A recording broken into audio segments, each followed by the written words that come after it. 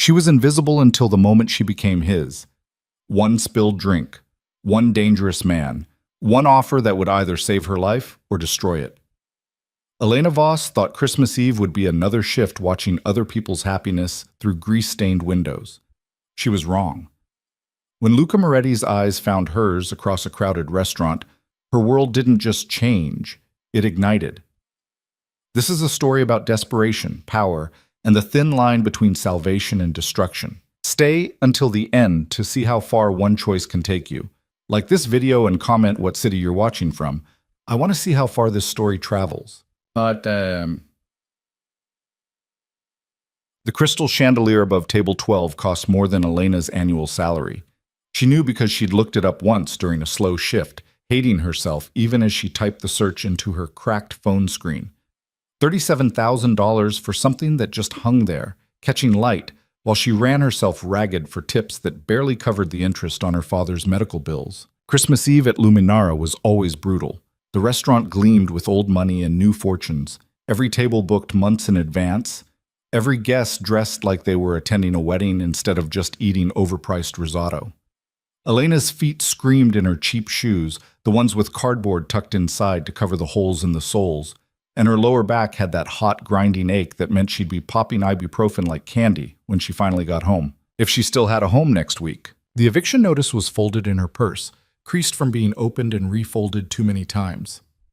14 days. That's what the paper said in cold legal language. 14 days to come up with 3 months back rent plus late fees, or she and her father would be on the street.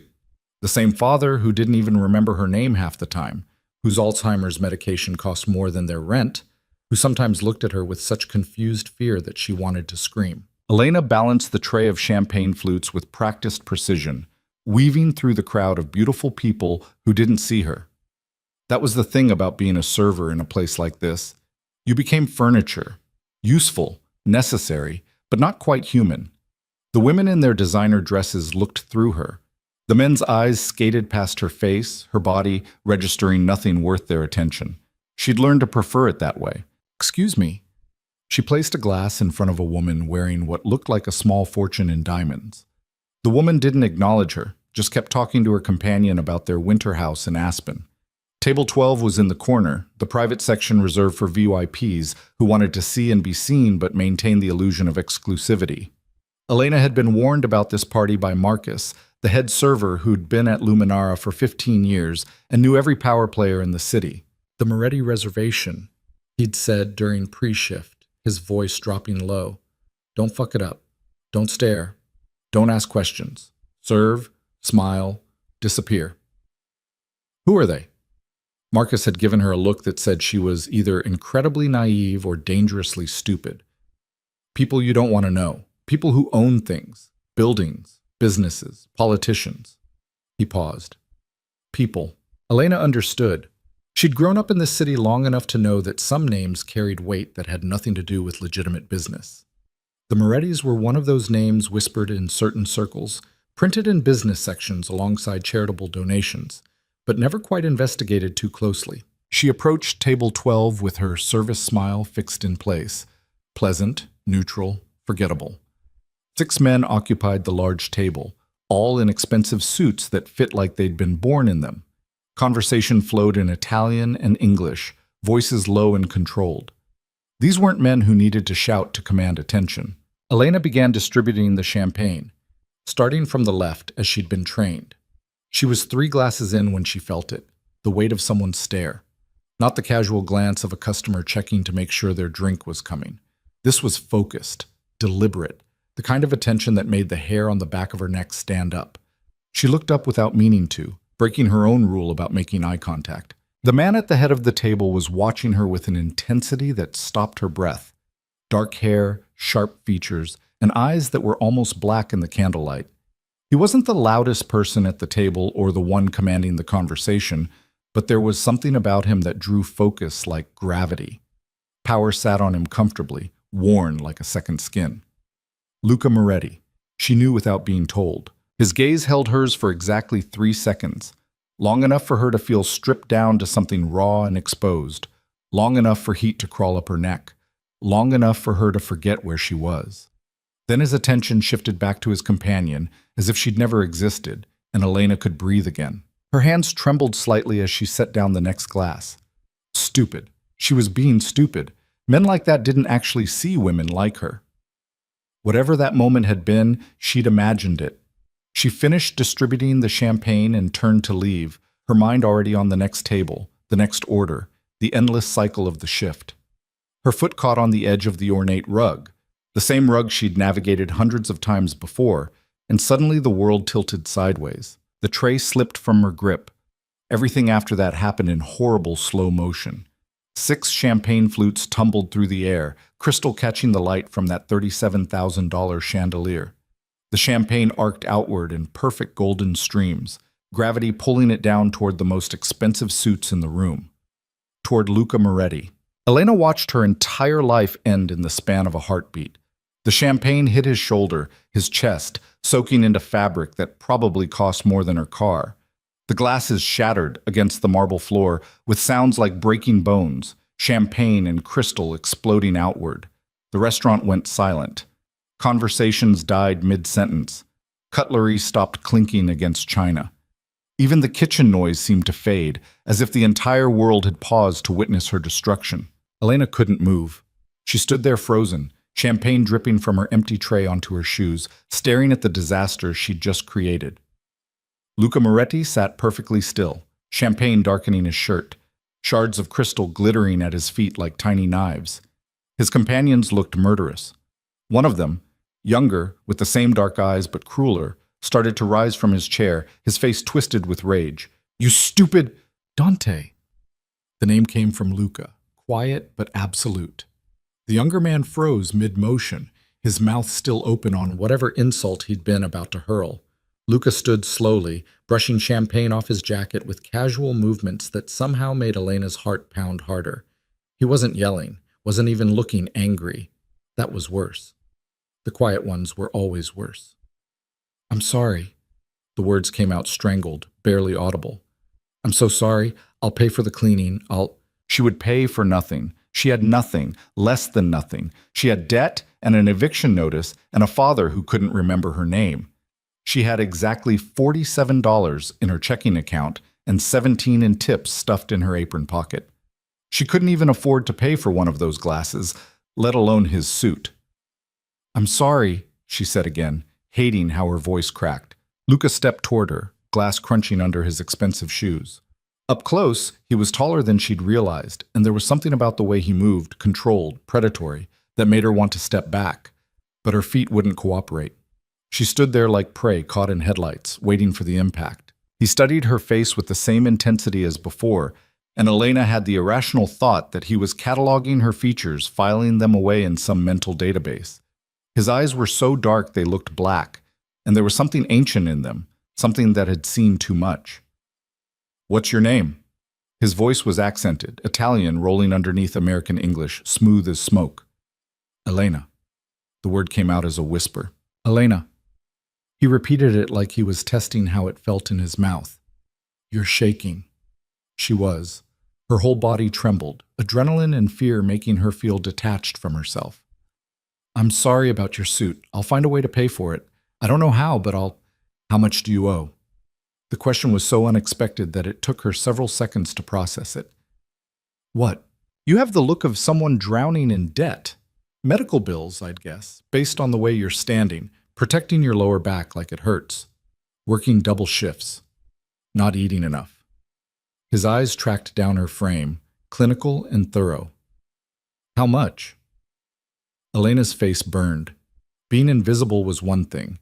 Being seen this completely by a stranger was something else entirely, something that felt like violation and relief in equal measure. "I don't understand what— 20,000? 50? More? Why would you—" "Because I'm about to make you an offer." Luca pulled a handkerchief from his pocket, actual cloth, monogrammed, and wiped champagne off his wrist with unhurried movements. "And I need to know if you're desperate enough to accept it." Around them, the restaurant still held its collective breath. Elena could feel eyes on them, feel Marcus probably having a heart attack by the kitchen door, feel her entire career at Luminara circling the drain. She should walk away, should apologize again, collect her final paycheck, and disappear. Instead, she heard herself say, 86,000, give or take. Something flickered in Luca's expression. Not surprise exactly, more like confirmation. Medical? My father. Alzheimer's. The good facilities cost.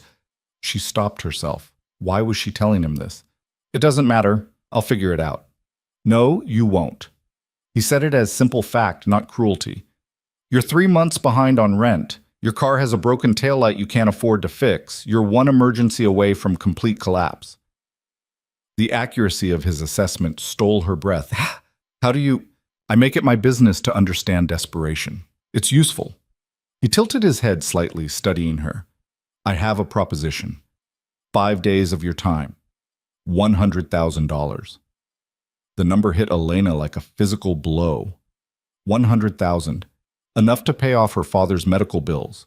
Enough to cover rent. Enough to breathe for the first time in 3 years. What kind of proposition? Her voice came out steadier than she felt. The legal kind. Mostly. The corner of his mouth moved, not quite a smile. I need a wife for Christmas. You need money. Simple transaction. A wife. Elena said the word like she was trying to understand a foreign language. For 5 days, my family estate. You play the role convincingly, follow the rules, and walk away wealthy enough to solve your problems. That's insane. Yes, he agreed readily. But you're considering it anyway. He was right. She was standing in a puddle of champagne and broken crystal, her life falling apart in real time, and she was actually considering this stranger's insane offer. That's how desperate she'd become.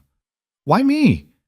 The question came out before she could stop it. Luca was quiet for a moment, and something shifted in his expression, something that looked almost like recognition. Because you're invisible, because you know how to disappear in plain sight, and because, he paused, choosing his words, because you have the look of someone who understands survival. I don't know anything about your world. You'll learn, quickly. It wasn't a suggestion. Elena looked past him at his table, where the other men watched with expressions ranging from confusion to calculation. The younger one, Dante, looked at her like she was an insect he wanted to crush. What are the rules? You stay at the estate for 5 days, Christmas through New Year's. You act as my wife in front of my family. You don't ask questions. You don't leave the property without permission. You follow my instructions exactly. His eyes held hers. And you tell no one the truth. Ever. That's it? That's it. It couldn't be that simple. Nothing in life was ever that simple. What's the catch? My family is complicated, dangerous if you're careless. They'll test you, push you, try to expose any weakness. He said it matter-of-factly, like discussing the weather. If you break character, if you fail to convince them, the deal is void. And if I succeed? $100,000 wired to your account. Your father gets the care he needs. You get your life back. Your life back. The words echoed in Elena's head. Did she even have a life to get back to? Or just existence, just survival, just the endless grind of working and drowning and watching her father forget her 1 day at a time? I need to think about it. No, you don't. You need to decide right now. Luca's voice remained soft, but there was steel underneath. This offer expires when I walk out of this restaurant. You say yes, or you go back to drowning. Your choice. Elena looked down at the mess at her feet, the destroyed champagne, the broken glasses. She looked at her reflection in a shard of crystal, a tired woman with hollow eyes and a face she barely recognized anymore. She thought about the eviction notice in her purse, about her father asking where Mom was, even though she'd been dead for 6 years, about the bone-deep exhaustion that had become her default state. She thought about choice and how little of it she'd really had for a very long time. Yes. The word came out stronger than she expected. I'll do it. Luca extended his hand. Then we have an agreement. Elena stared at his offered hand for a heartbeat, then took it. His grip was firm, warm, and the moment their palms touched, she felt the world shift beneath her feet in a way that had nothing to do with champagne or broken crystal. Good. He released her hand and pulled out his phone, typing something quickly. A car will pick you up tomorrow morning, 6 a.m. Pack for 5 days. Formal wear required. I'll have appropriate clothing sent to your address tonight. How do you know my address? That almost smile again. I told you, I make it my business to understand desperation. He turned back to his table, conversation resuming as if nothing had happened, as if he hadn't just bought 5 days of a stranger's life with a single offer. The other men looked at Elena with new interest now, not as a clumsy server, but as something else, something that belonged to Luca Moretti. Marcus appeared at her elbow, his face pale. What the hell just happened? Elena bent down and started picking up shards of crystal, her hands shaking. I have no idea, but that was a lie. She knew exactly what had happened. She'd just sold herself to the devil. The question was whether she'd survive long enough to collect her payment. Well, the rest of the shift passed in a blur.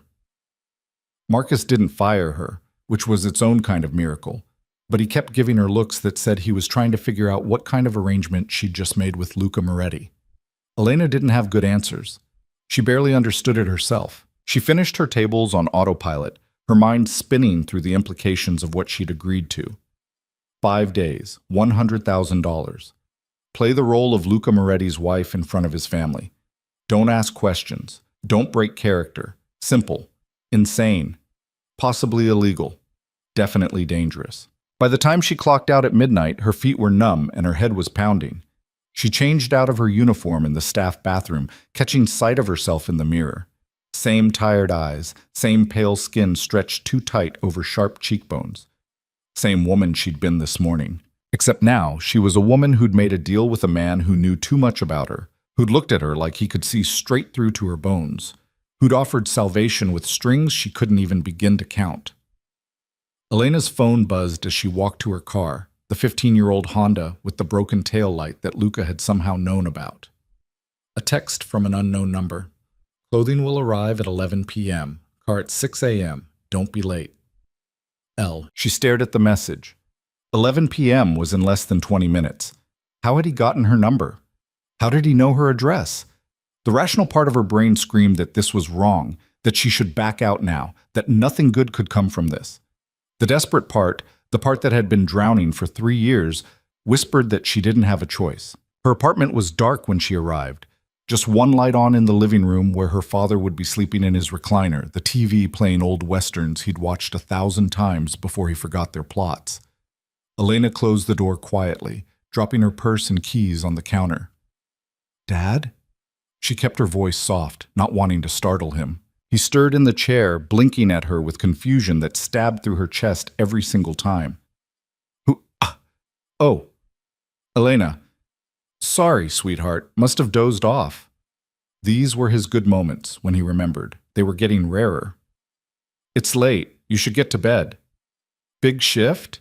He struggled to push himself up from the chair, and Elena moved to help him, supporting his weight, even though her back screamed in protest.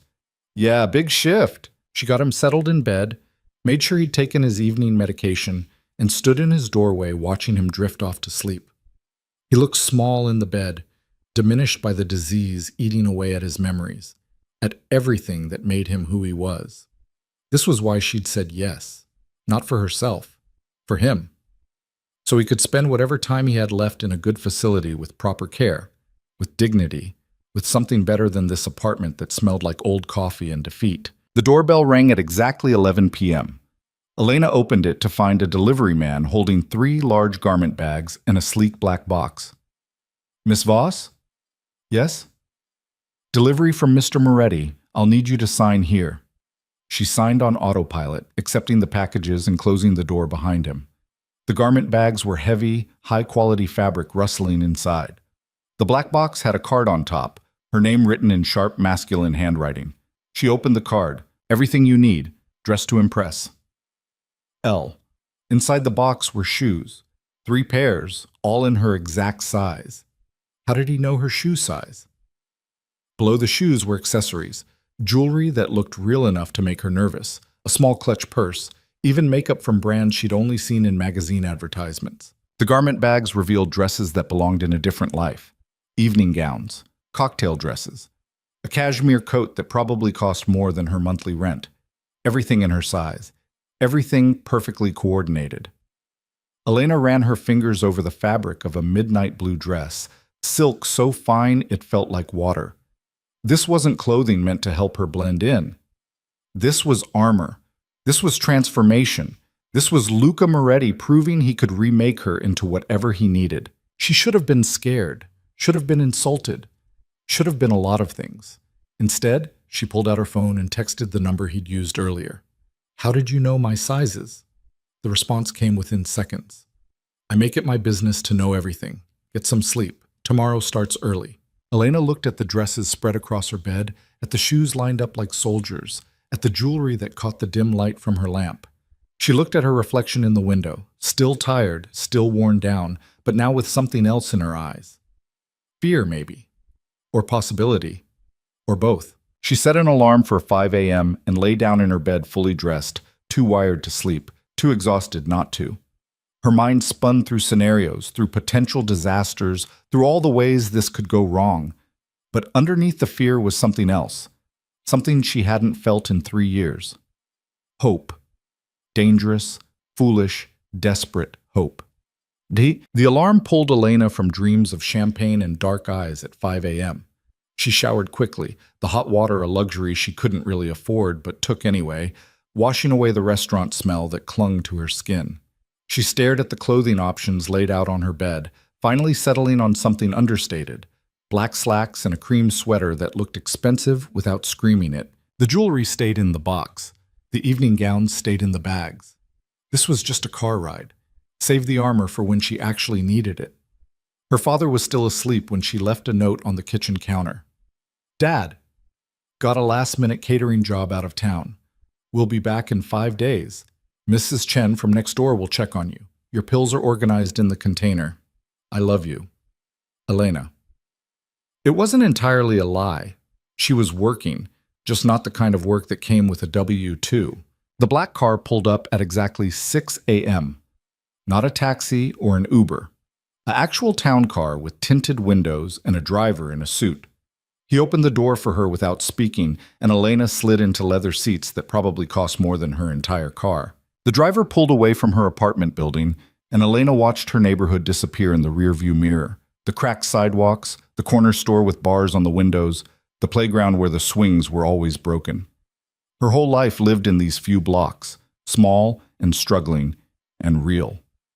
She was leaving it for something else entirely. The drive took 40 minutes, the city gradually giving way to suburbs, then to countryside, then to something that could only be called estates. The properties got larger, the walls got higher, and the gates got more imposing. Old money territory. The kind of wealth that didn't need to announce itself because everyone already knew. They turned down a private road lined with trees, branches overhead creating a tunnel of winter bare wood.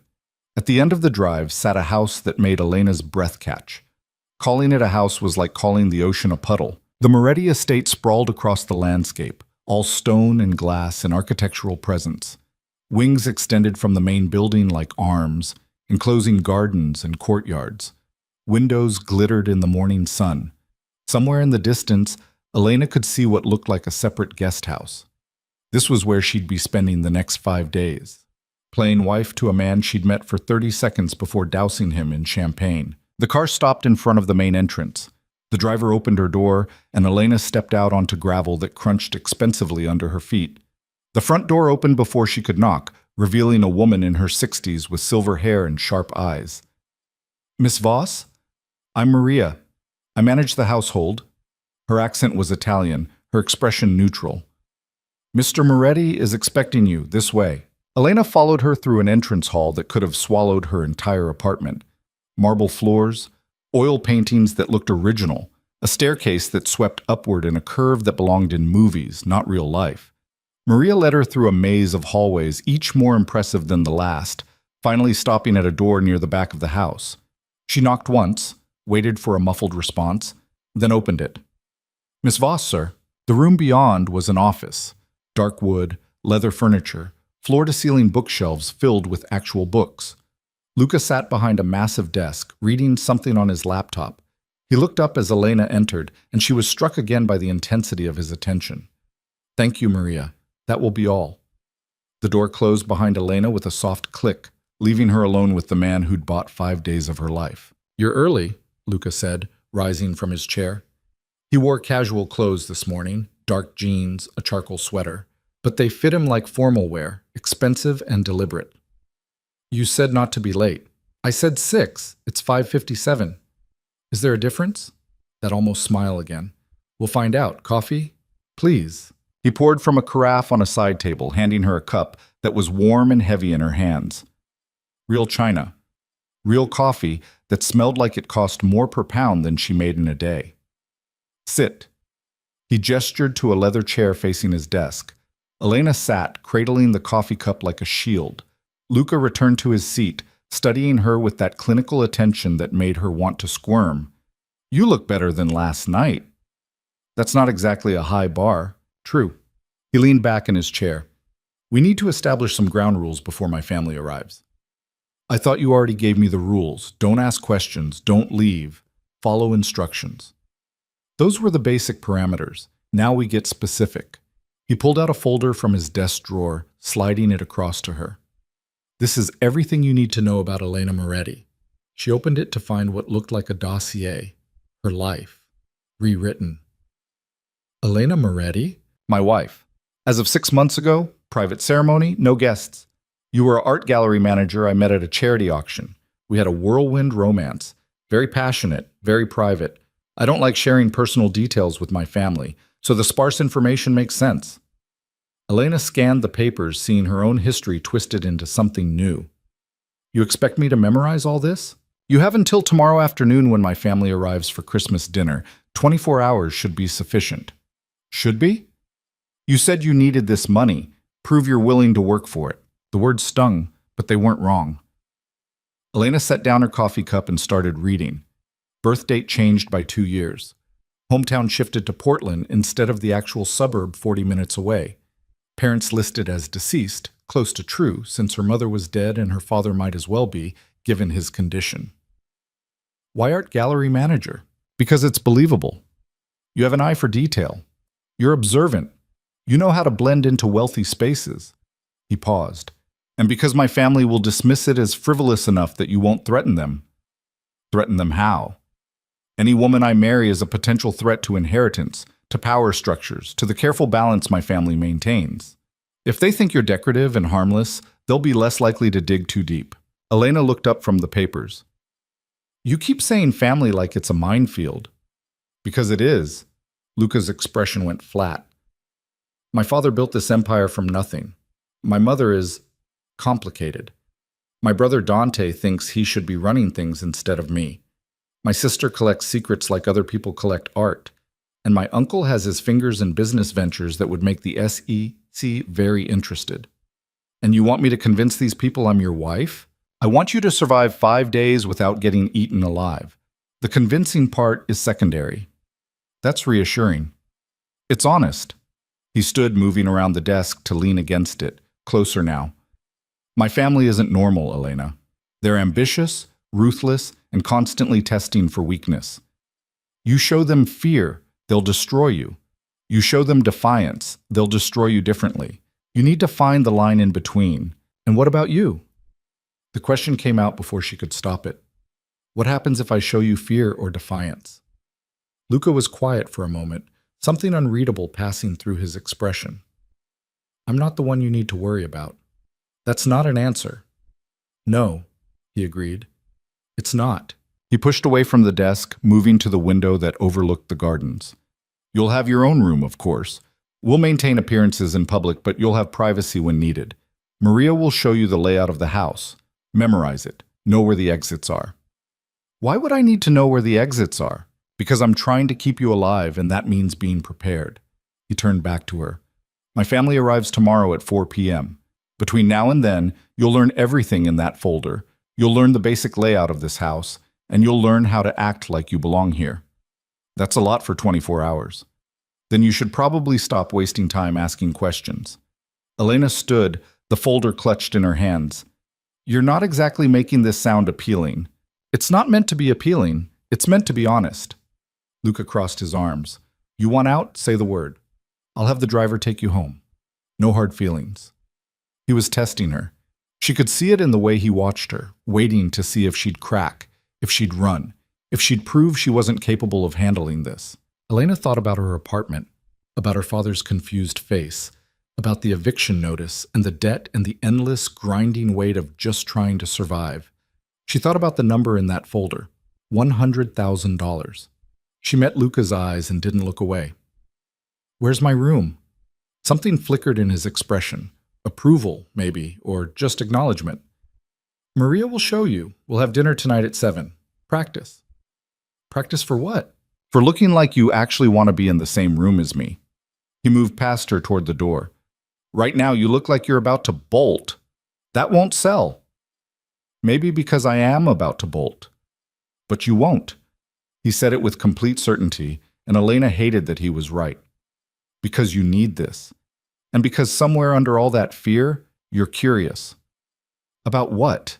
Luca opened the door, pausing to look back at her. "About whether you can pull this off. About whether you're stronger than you think you are." His eyes held hers. "About me." He was gone before she could formulate a response, leaving her standing in his office with a folder full of lies and a coffee cup that was going cold in her hands. Elena looked down at the papers, at the fictional life she was supposed to inhabit. Elena Moretti. Wife. Art gallery manager. Woman who belonged in a world of marble floors and oil paintings and men with dangerous eyes. She had 24 hours to become someone else.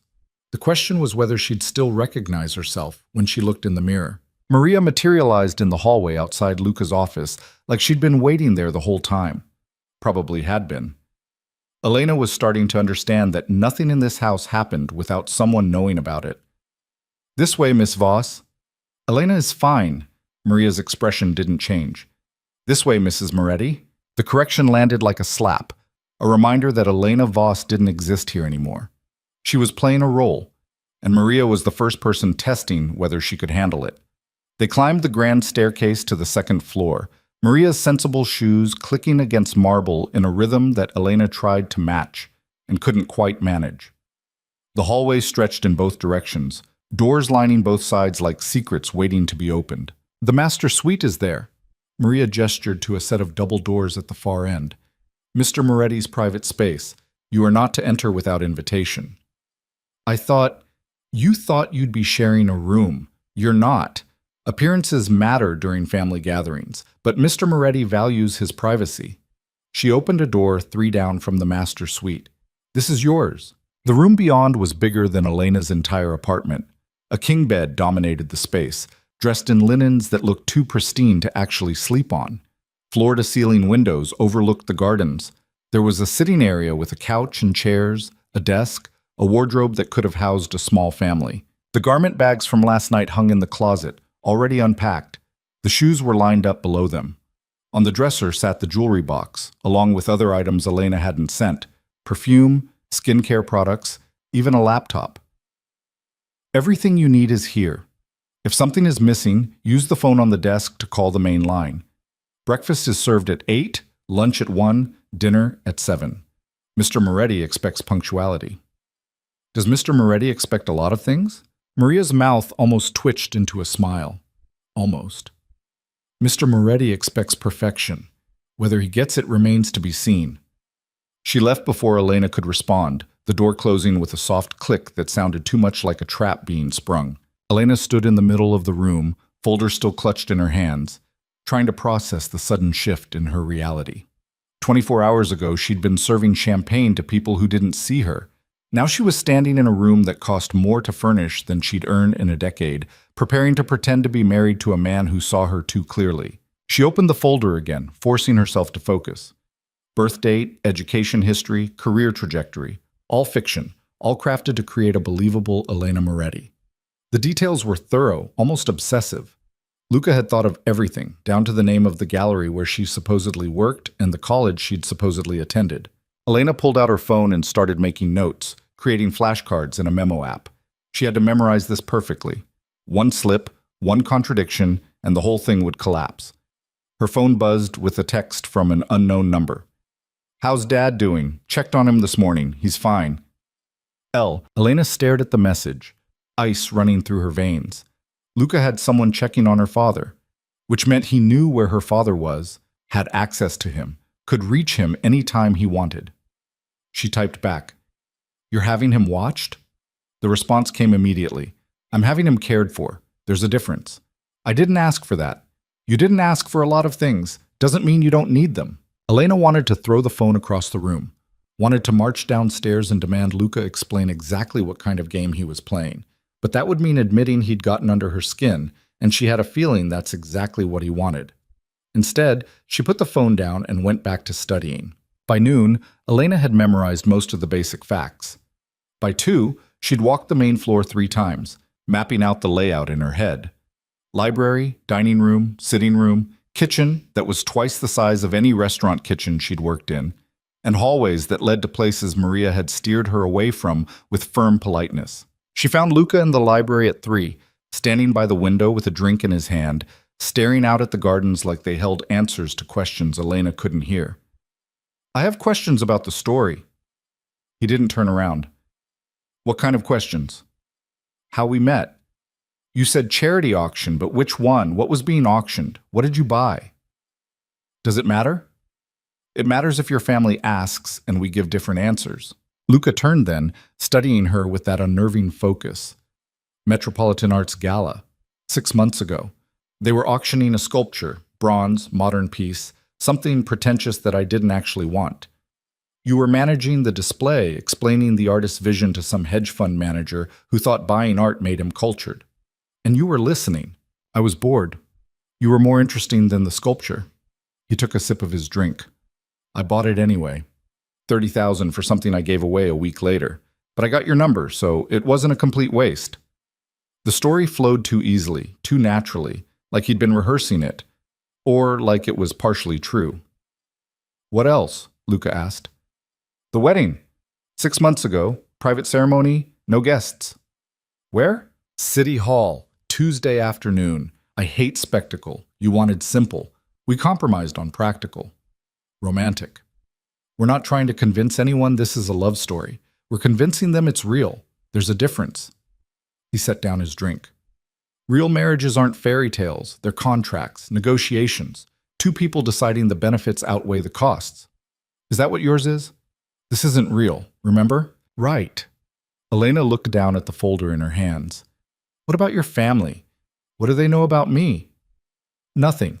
I don't share personal information with them if I can avoid it.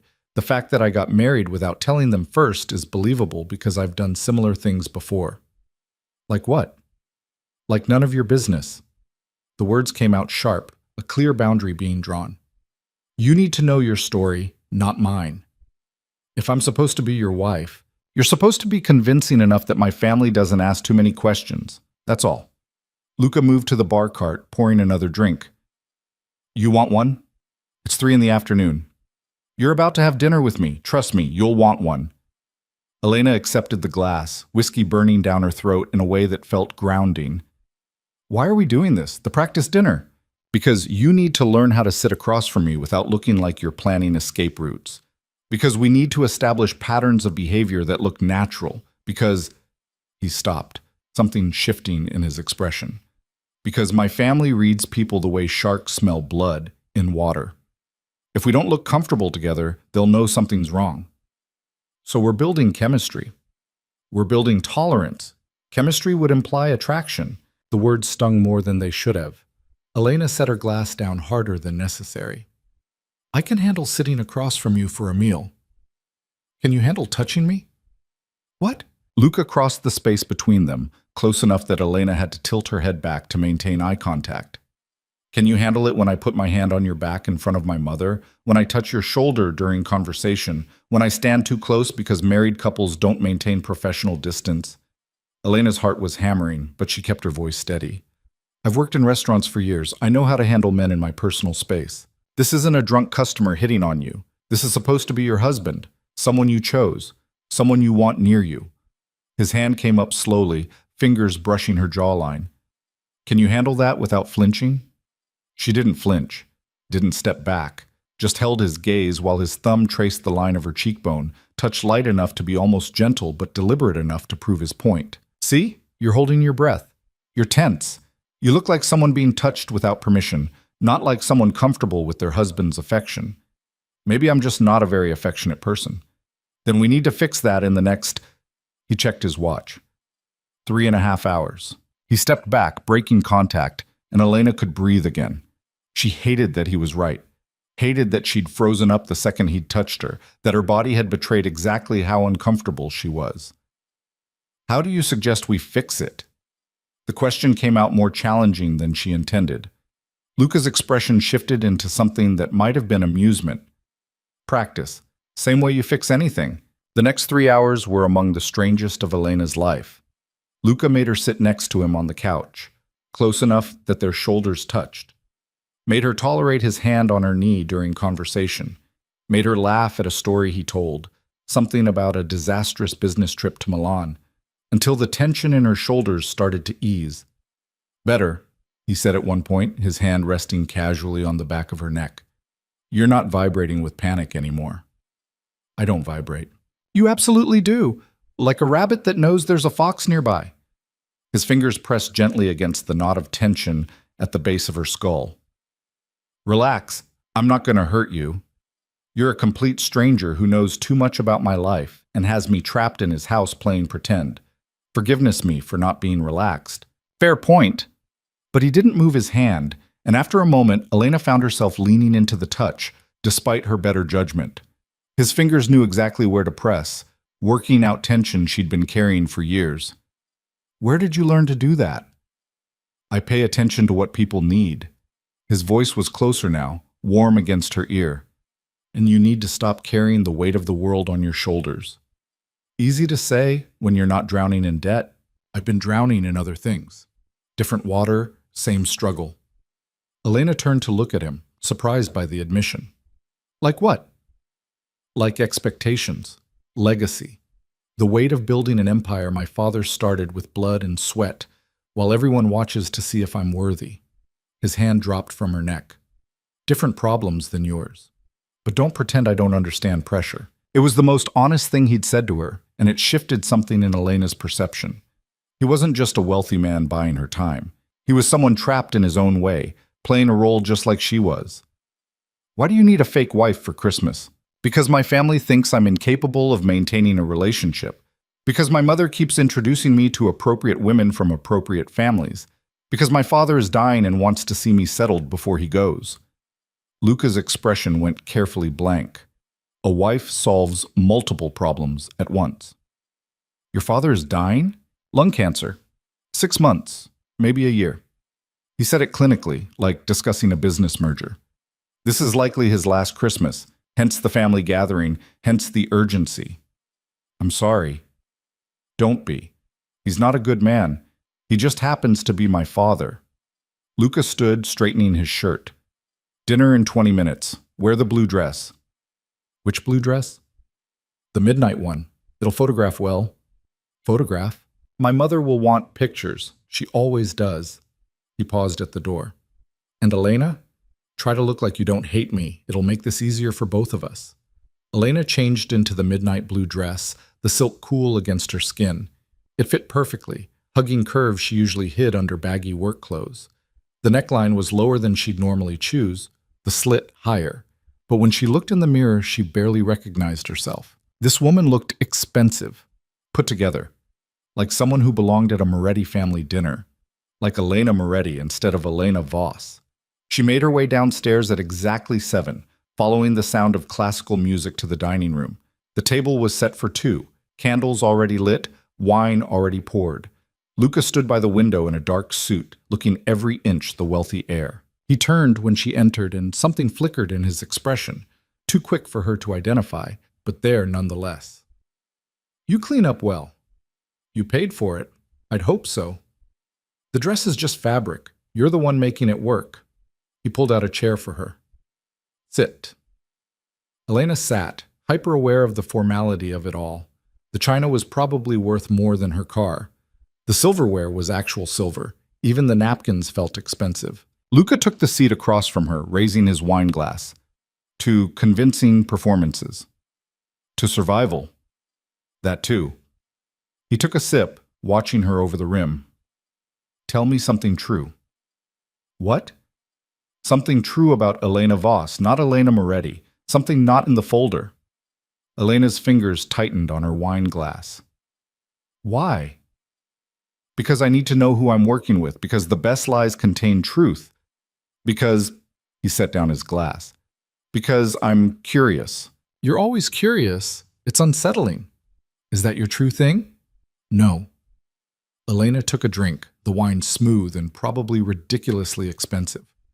True thing. I wanted to be a teacher. Before everything fell apart with my dad, before the medical bills, I was studying education, elementary school. I thought I could make a difference. Why didn't you? Because tuition costs money, because my father needed care, because wanting something doesn't make it possible. She met his eyes. Because life doesn't care about your plans. No, Luca agreed quietly. It doesn't.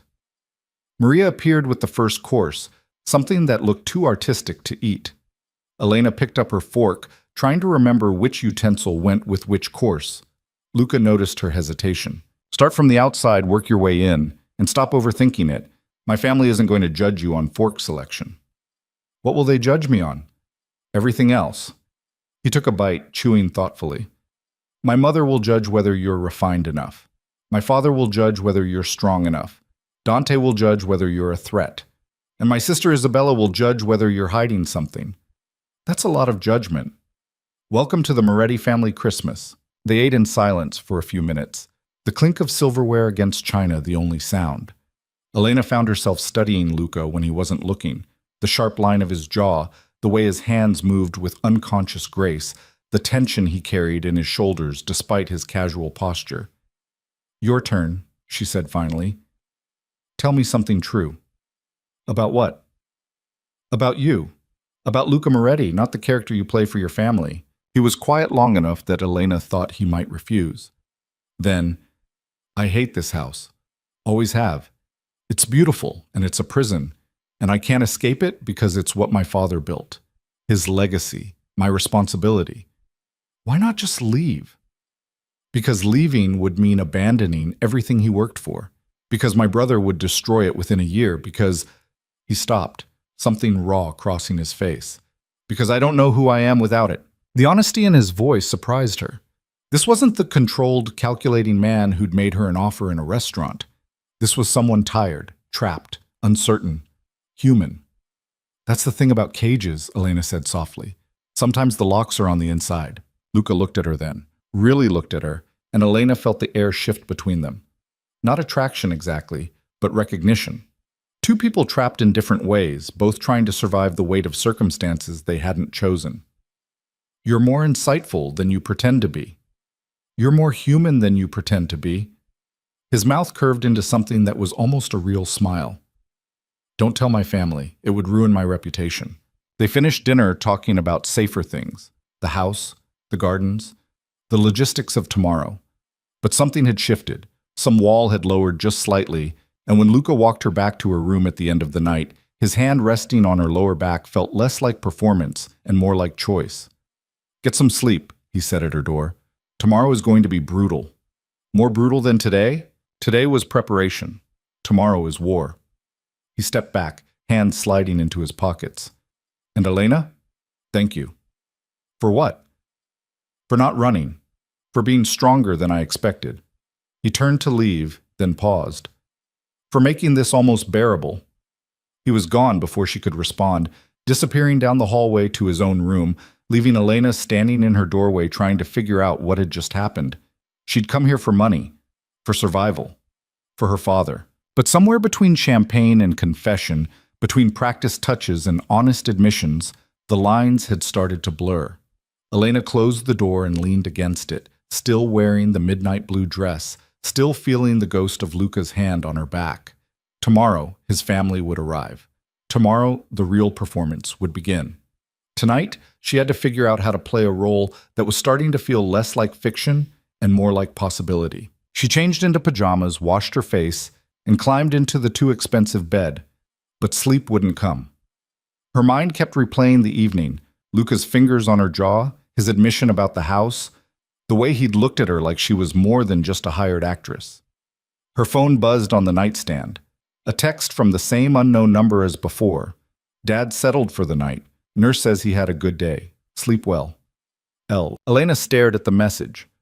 Luca had a nurse with her father. Not just someone checking in, but actual professional care. The kind she couldn't afford. The kind that would keep him safe and comfortable while she was here playing house with a stranger. She should be angry about the invasion. Should be furious that Luca had taken control of something so personal without asking. Instead, she felt the tight knot in her chest loosen just slightly. Her father was safe. For the first time in years, she could breathe without worrying whether he'd remembered his medication or wandered out of the apartment or hurt himself while she wasn't there. Elena typed back, "Thank you." The response came immediately. "You're welcome. Now sleep. You'll need it." She put the phone down and closed her eyes, and this time, sleep came easier than it had in months. The next day arrived with winter sunlight streaming through the windows and Maria knocking on her door at 7:30 with coffee and a reminder that breakfast would be served in 30 minutes. Elena showered, dressed in casual clothes that still somehow looked expensive, and made her way downstairs. She found Luca in the breakfast room, reading a newspaper and drinking espresso like he'd stepped out of some Italian film. "Morning." He looked up, taking in her appearance with a quick scan. "You slept. Was I not supposed to?" Most people don't sleep well their first night in strange places, especially not when they're about to meet the family. He folded the newspaper.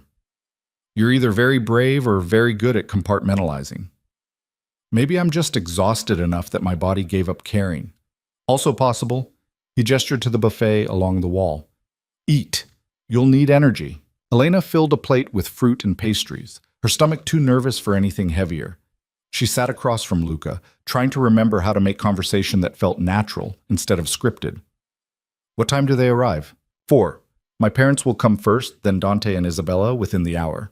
We'll have drinks, then dinner at 7. He set down his espresso cup. "You'll sit next to me. If the conversation turns to business, you look interested but don't contribute. If my mother asks about wedding plans we didn't have, you let me handle it. If Dante tries to corner you alone, you stay in public spaces."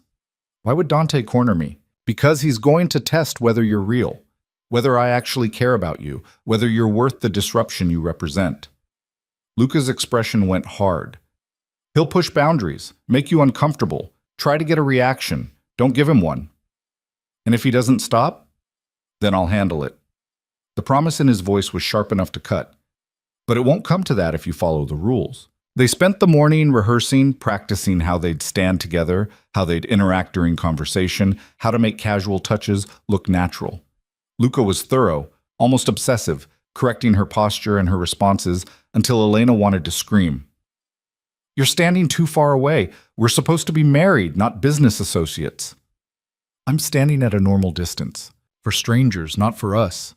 He pulled her closer, his hand settling on her hip. "This is normal distance. Get used to it." Elena tried to relax into his proximity, but her body kept tensing up. Luca sighed, his free hand coming up to tilt her chin so she had to look at him. "What are you afraid of?" "I'm not afraid." "You're terrified. I can feel it. Talk to me." "You want me to talk about being afraid while you're touching me? That seems counterproductive." Elena, her name in his mouth, accent curling around the syllables. "What is it?" She closed her eyes, trying to find words for the knot in her chest. "I don't know how to do this. I don't know how to pretend to be comfortable with someone I barely know. I don't know how to make it look real when it's not." "Then stop trying to make it look real." Luca's thumb brushed across her cheekbone.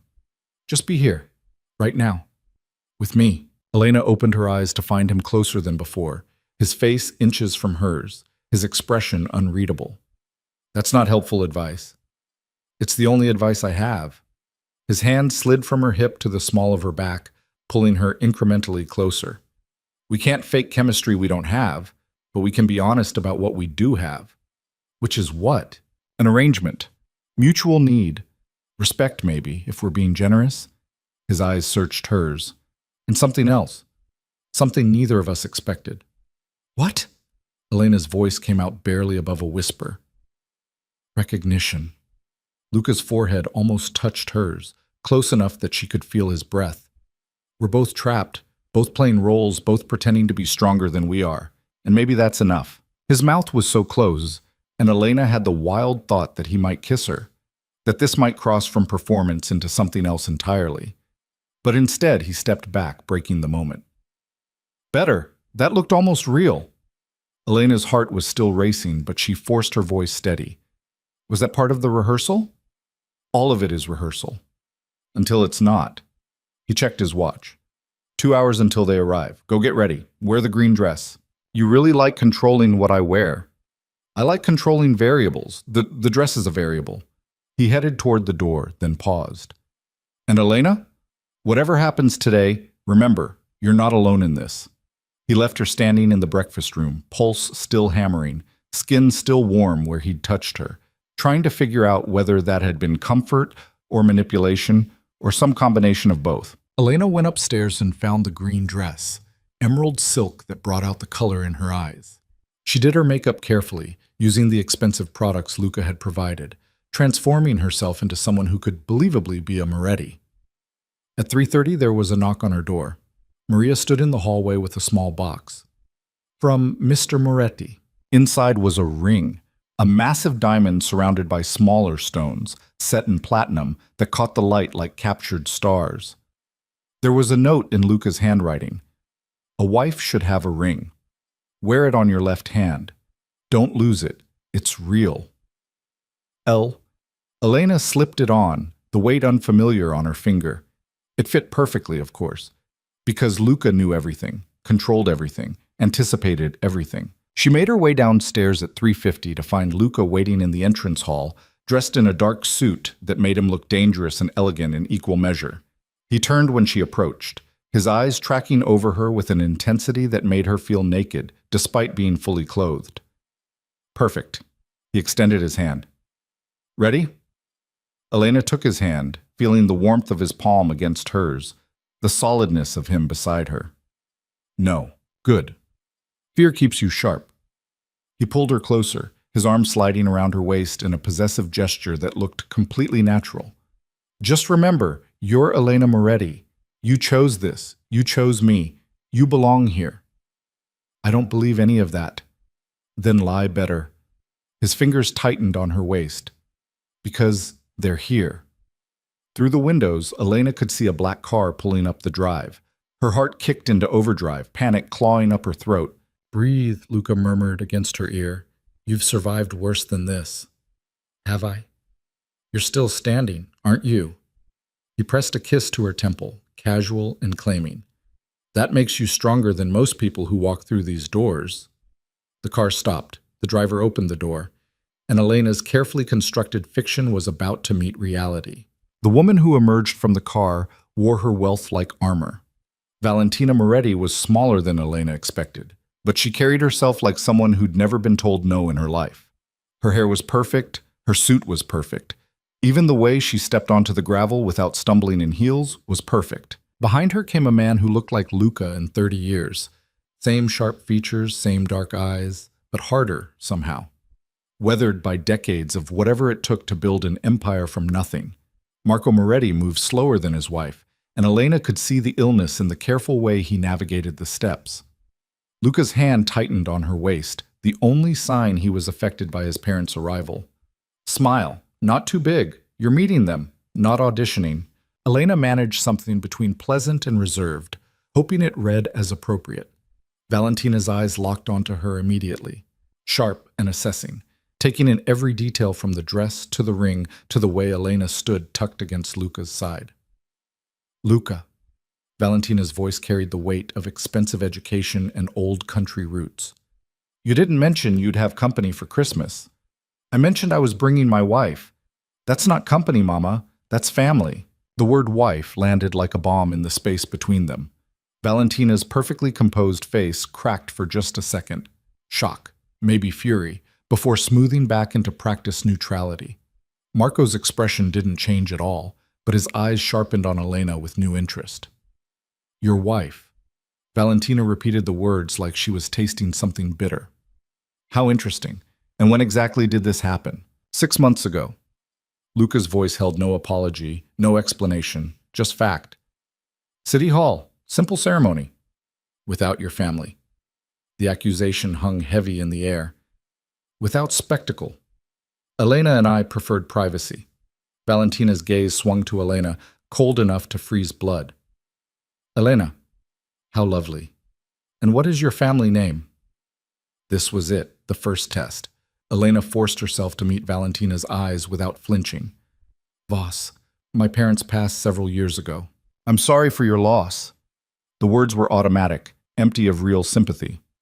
And what do you do, Elena Voss? Moretti, Luca corrected quietly. She's Elena Moretti now. Something flashed in Valentina's eyes at the correction, but she smiled with practiced grace. Of course. Elena Moretti. What do you do? I manage an art gallery.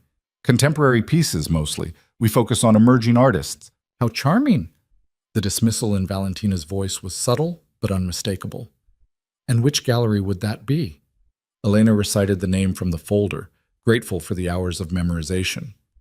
Luminara Arts, in the financial district. I don't believe I've heard of it. It's boutique. We prefer exclusivity over exposure. Luca's fingers pressed against her waist. Approval or warning, Elena couldn't tell. But she'd passed the first round, and Valentina's attention shifted to her son with renewed intensity. We should speak, privately. Later. Luca's refusal was polite but absolute. Let's get you settled first. Maria has your rooms prepared. Marco finally spoke, his voice rough like gravel. The girl has a spine. That's something. The girl has a name, Papa. So she does. Marco studied Elena with the same unsettling intensity as his son. Welcome to the family, Elena Moretti. I hope you know what you've gotten yourself into. I'm learning. That almost smile from Marco, there and gone. Good answer. Maria materialized to escort Valentina and Marco inside, and the moment they disappeared into the house, Elena felt like she could breathe again. Her hands were shaking. Luca noticed, covering them with his own. You did well. Your mother hates me. My mother hates everyone. Don't take it personally. He led her back inside, his hand never leaving her waist. She'll come around once she realizes you're not going anywhere. What if I don't want to come around? Then we'll deal with that when it happens. Luca stopped in the hallway, turning her to face him. 1 hour until Dante and Isabella arrive. Use that time to breathe. You've made it through the first wave. How many waves are there? Too many to count. He touched her face briefly, thumb brushing her cheekbone. But you're still standing. Elena escaped to her room, closing the door and leaning against it like she could hold back the weight of the Moretti family through sheer force of will. Her phone buzzed. A text from Luca. You're doing better than I expected. Keep it up. She didn't know whether to be reassured or insulted. She settled for changing her shoes, the heels were killing her feet, and trying to prepare herself for round 2. Dante and Isabella arrived together at exactly 5, and Elena understood immediately why Luca had warned her about his brother. Dante had the same dark eyes, the same sharp features, but where Luca carried his power with control, Dante wore his like a weapon he couldn't wait to use. He was younger, maybe late 20s, and handsome in a way that knew it. Isabella was different, quieter. She hung back while Dante strode in like he owned the place, her eyes taking in everything without seeming to look directly at anything. Mid-30s, elegant in a way that seemed effortless, and watching Elena with the kind of attention that made her want to check whether her dress was on properly. So this is the mysterious wife. Dante's voice dripped skepticism as he circled Elena like she was a painting he was considering buying. Have to say, brother, I didn't think you had it in you. Marriage seemed too permanent for your taste. People change. Luca's arm slid around Elena's shoulders, casual and possessive. Elena, this is my brother Dante and my sister Isabella. Pleasure to meet you both. Is it? Dante moved closer, invading her space deliberately. Because you look terrified. Not exactly the face of marital bliss. Dante. Luca's voice carried a warning. What? I'm just getting to know my new sister-in-law. That's allowed, isn't it? But Dante stepped back, his smile sharp. 6 months married, and we're only meeting you now. You can understand why that seems suspicious. Luca values privacy. I respect that. How convenient. Dante accepted a drink from Maria, his eyes never leaving Elena's face. Tell me, how did you two meet? I'm dying to hear the love story. Elena recited the rehearsed narrative, the gala, the sculpture, the conversation that led to a whirlwind romance. She'd practiced it enough that the words came out smooth, believable.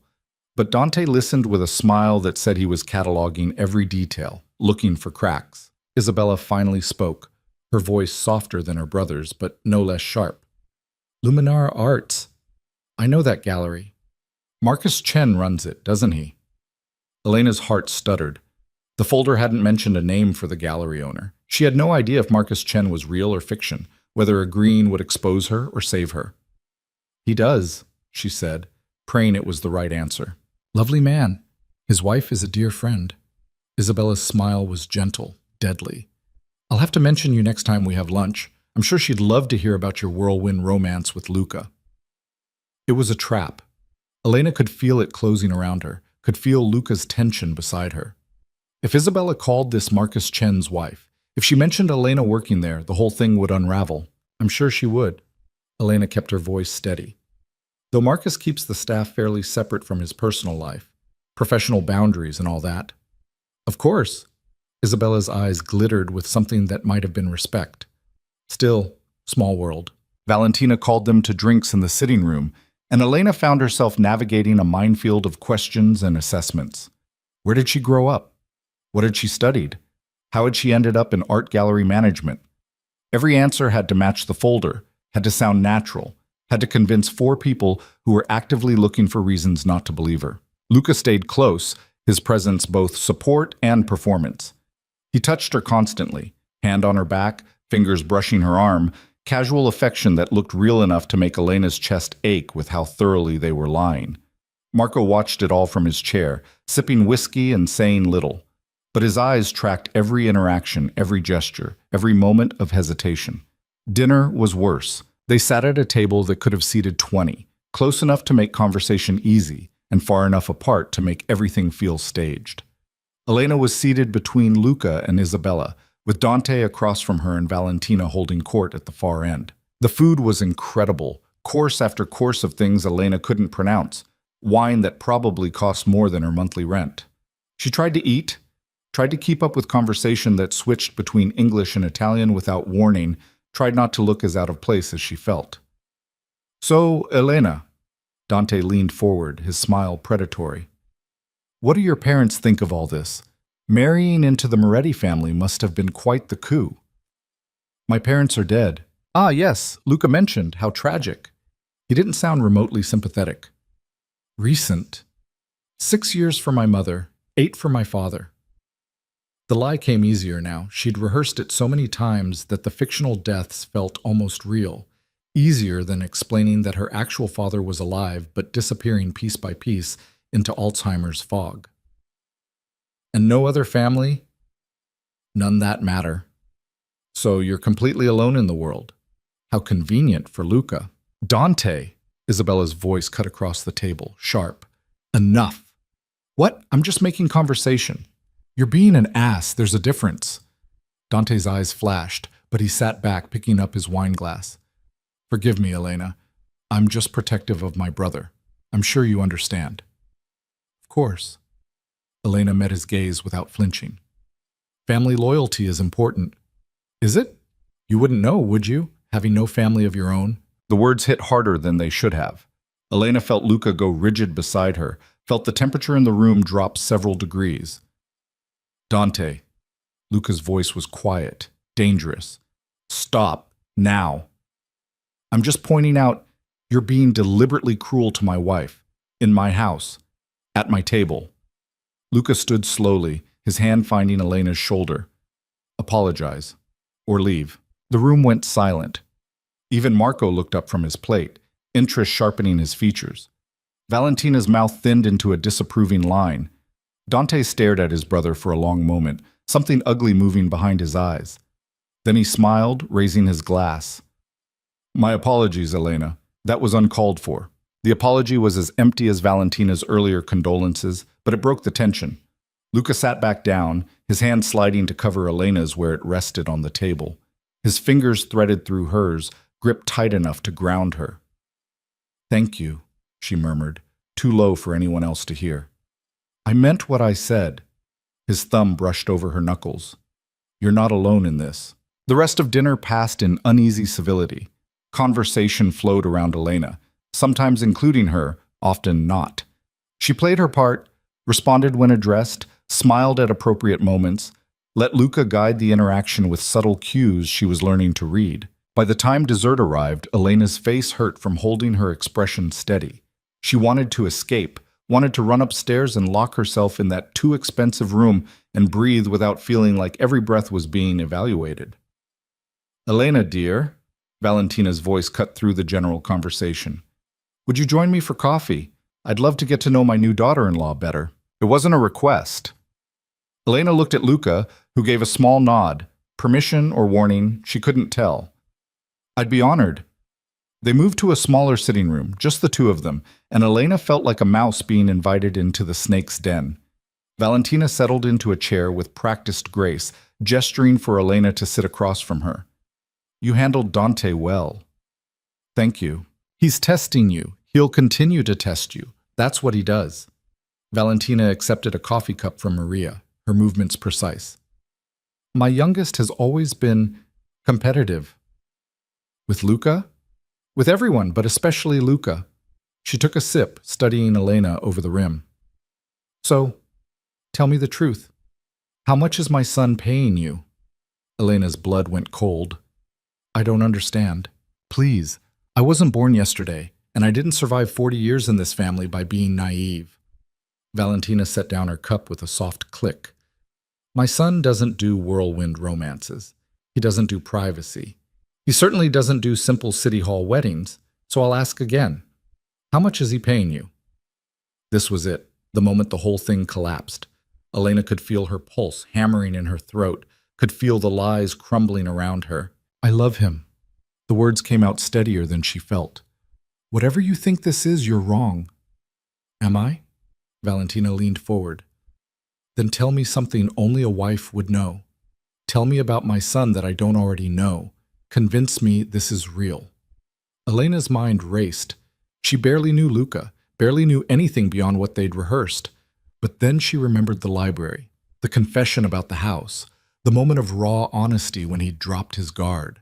"He hates this place." The words came out quiet. "This house, this life. He's trapped by legacy and expectation and the weight of being your heir. He told me he doesn't know who he is without it, that the house is beautiful and a prison and he can't escape." Valentina's expression didn't change, but something shifted in her eyes, recognition or pain. "He told you that?" "He did." "And what did you say?" "I said that sometimes the locks are on the inside of the cage." Silence stretched between them, heavy with things unsaid. Valentina picked up her coffee cup again, her hands perfectly steady. "You're either an excellent liar or you actually care about him. I haven't decided which." "Does it matter?" "To me?" "Yes." "To Luca?"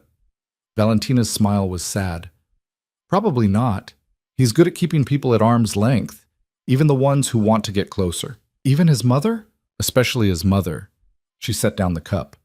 "I pushed him too hard when he was young, expected too much, turned him into someone who doesn't know how to want things for himself, only for the family, for the business, for the legacy." "Why are you telling me this?" "Because if you're real, you should know what you're dealing with. And if you're not real," Valentina's eyes went hard, "you should know that I will destroy you if you hurt him." "I'm not going to hurt him." "Everyone hurts him eventually. That's what happens when you can't let people close enough to matter." Valentina stood, smoothing her skirt. "You can go. I'm sure you're exhausted from all this performance." Elena stood on shaking legs, heading for the door. She paused at the threshold. "For what it's worth, I think he's worth caring about, even if he doesn't believe it himself." "Then prove it." Valentina's voice followed her into the hallway. "Show him he's more than just the legacy, more than just the heir. Actually see him." Elena made it halfway to the stairs before Dante appeared from a side hallway, blocking her path. He'd removed his jacket, loosened his tie, and the civilized veneer from dinner had cracked to reveal something hungrier underneath. "That was quite the performance at dinner." "I don't know what you mean." "The loving wife act. The way you looked at my brother like he hung the moon." Dante moved closer, and Elena's instinct screamed at her to run. "But I know Luca, and whatever this is, it's not love." "You don't know anything about us." I know he's never brought a woman home before. I know he got married without telling his family.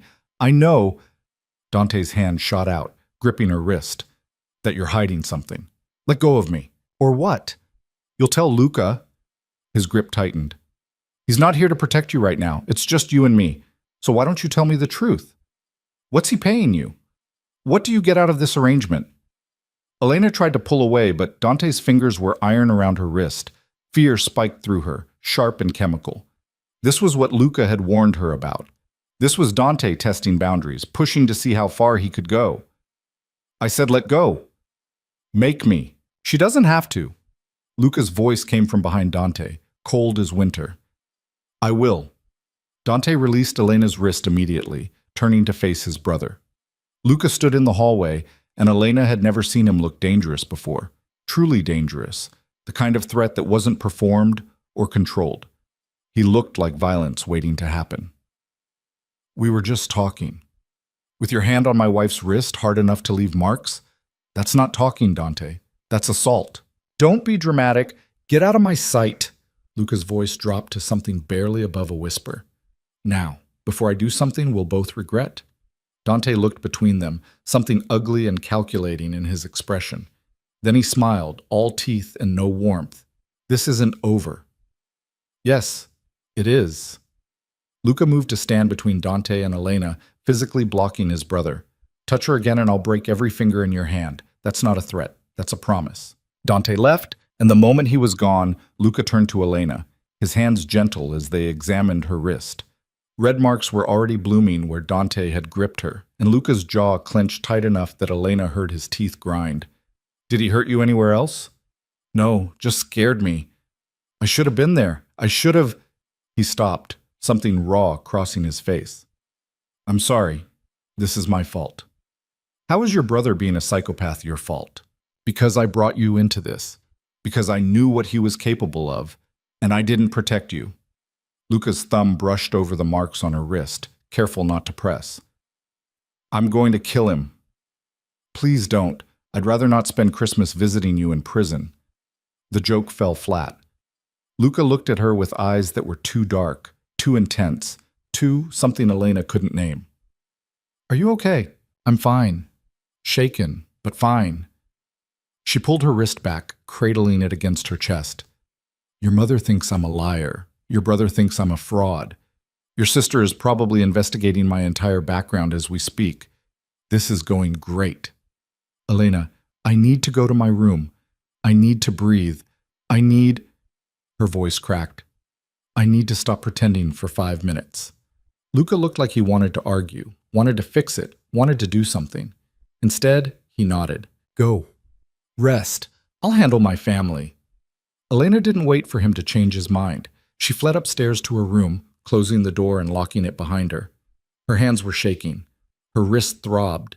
And somewhere beneath the fear and exhaustion was anger. At Dante, at Luca for bringing her here, at herself for agreeing to this insane arrangement. She changed into pajamas, washed her face, and was climbing into bed when her phone buzzed. A text from Luca. I'm sorry, for all of it. Elena stared at the message. She should ignore it, should let him sit with his apology without validating it.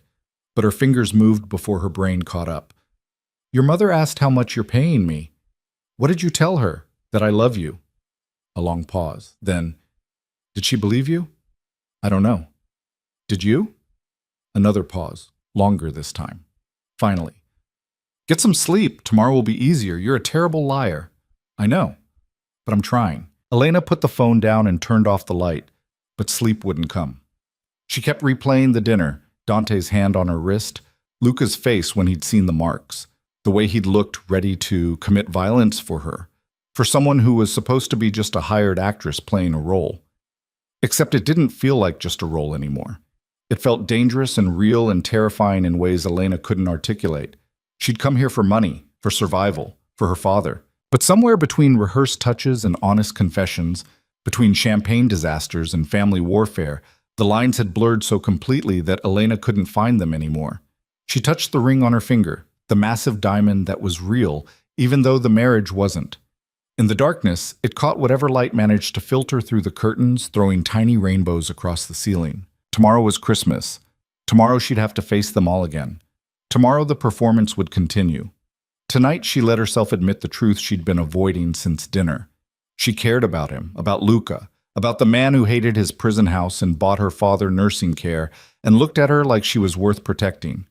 And that was the most dangerous thing of all. Elena woke to someone knocking on her door, soft, persistent, refusing to be ignored. She checked her phone, 6:30 in the morning on Christmas Day. For a moment she considered pretending to be asleep, but the knocking continued. "Elena," Luca's voice muffled through the wood. "I know you're awake. Open the door." She climbed out of bed, still in pajamas, and unlocked the door. Luca stood in the hallway holding 2 coffee cups, dressed in running clothes that somehow still looked expensive. His hair was damp like he'd just showered. "It's 6:30. I know what time it is." He held out a cup. "Coffee. Peace offering." Elena took it, the warmth seeping into her palms. "For what?" "Yesterday. Dante, my family, all of it." He leaned against the doorframe, studying her face. "Can I come in?" She should say no. Should maintain boundaries, keep the lines clear between performance and reality. Instead, she stepped back, letting him enter. Luca walked to the window, looking out at gardens dusted with frost. "I talked to Dante last night. Made it clear that if he comes near you again, there will be consequences." "What kind of consequences?" "The kind that end with him nursing broken bones." He said it matter-of-factly, like discussing the weather. "He's been told to keep his distance. He will. And if he doesn't, then I'll make good on my promise." Luca turned to face her. "You're under my protection, Elena. That's not just part of the arrangement. That's real." The intensity in his voice made her chest tight. "Why do you care so much? I'm just someone you hired to play a role. Are you?" He moved closer, and Elena found herself backed against the wall without remembering how she got there. Because it stopped feeling like just a role somewhere around the second day. "Luca, I'm not asking you to admit anything. I'm not asking for more than what we agreed on." His hand came up to rest against the wall beside her head, not touching but close enough that she could feel the heat of him. "I'm just telling you that this matters. You matter, and I won't let anyone hurt you, family or otherwise." Elena's heart was doing things it had no business doing. "This is a bad idea." "I know. We had a deal, professional, clean, no complications." "I know that too." His eyes searched hers. "Doesn't change anything." "It should." "Probably." He pushed off the wall, putting space between them. "But here we are anyway." Elena took a shaky breath, trying to steady herself. "What happens after this? After the 5 days are over and your family goes home and I go back to being Elena Voss instead of Elena Moretti?" "I don't know." The honesty in his voice was raw. "I haven't thought that far ahead." "You're supposed to think everything through. That's what you do. You control variables." "You're not a variable." Luca ran a hand through his hair, frustration bleeding through his control. "You're a problem I can't solve, a complication I didn't plan for, and I have no idea what to do about it." The admission hung between them, too honest for 6:30 in the morning, too real for a fake marriage. Elena set down her coffee cup before she dropped it. "Your family is going to figure this out. They're going to see right through us. Let them try." His expression hardened. "We've made it this far. We can make it 3 more days. And then what? Then you get your money. Your father gets his care. You get your life back." He said the words like they hurt. "Exactly what we agreed on." "Right." Elena forced herself to sound normal, unbothered. "The deal." "The deal," Luca echoed, and something in his eyes looked like grief. He left before she could say anything else, and Elena stood alone in her room, trying to figure out when everything had gotten so complicated. She was supposed to be acting, playing a part, surviving 5 days for $100,000. Instead, she was catching feelings for a man who lived in a different world, who'd bought her time like a commodity, who looked at her like she was the only real thing in a house full of beautiful lies. She showered and dressed in one of the casual outfits Luca had provided, soft cashmere and dark jeans that fit like they'd been tailored for her. Probably had been. The bruises on her wrist had darkened overnight, purple fingerprints that she covered with a bracelet from the jewelry box. Christmas morning at the Moretti estate started with breakfast in the formal dining room. Elena arrived to find the family already gathered, Valentina in a cream silk blouse, Marco reading the paper, Isabella picking at fruit, and Dante conspicuously absent. "Good morning, Elena." Valentina's greeting was civil, if not warm. "I trust you slept well?" "Very well, thank you." "Luca mentioned you'd be joining us for Christmas Mass." Elena's mind went blank. Mass. Church. She looked at Luca, who was pouring coffee with careful precision. "If that's all right," Elena said carefully. "I don't want to impose." "Nonsense. You're family now." Valentina's smile didn't reach her eyes. "Family attends together." Elena survived Mass by staying quiet and following Luca's lead. The church was old and beautiful, filled with people who knew the Moretti name and watched Elena with undisguised curiosity. She felt their stares, felt their speculation, felt the weight of being the mysterious wife who'd appeared from nowhere. Luca's hand found hers during the service, fingers threading through hers in a gesture that looked casual but felt anchoring. Elena held on tighter than she should have, grateful for something solid in the sea of strangers. "You're doing fine," he murmured during a hymn. "Just breathe. Your mother is going to murder me in my sleep. She wouldn't be that obvious. Poison, maybe. Mysterious accident, but never anything traceable." "That's not reassuring." "Wasn't meant to be, just honest." His thumb brushed over her knuckles. "2 more days. You can survive 2 more days."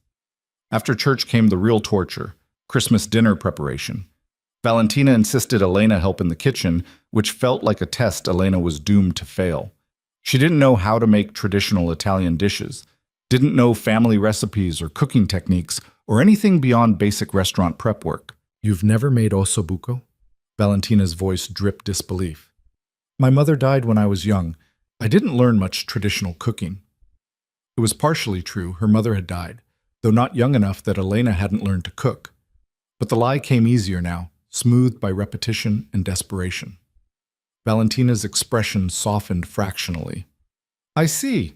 Well, you'll learn. A Moretti wife should know how to feed her family properly." Isabella appeared in the kitchen doorway, watching the interaction with quiet attention. "Mama, stop terrorizing the poor girl. Not everyone grew up in your kitchen." "I'm not terrorizing. I'm teaching." "Same thing in this house." Isabella moved to stand beside Elena, chopping vegetables with practiced efficiency. "Don't worry.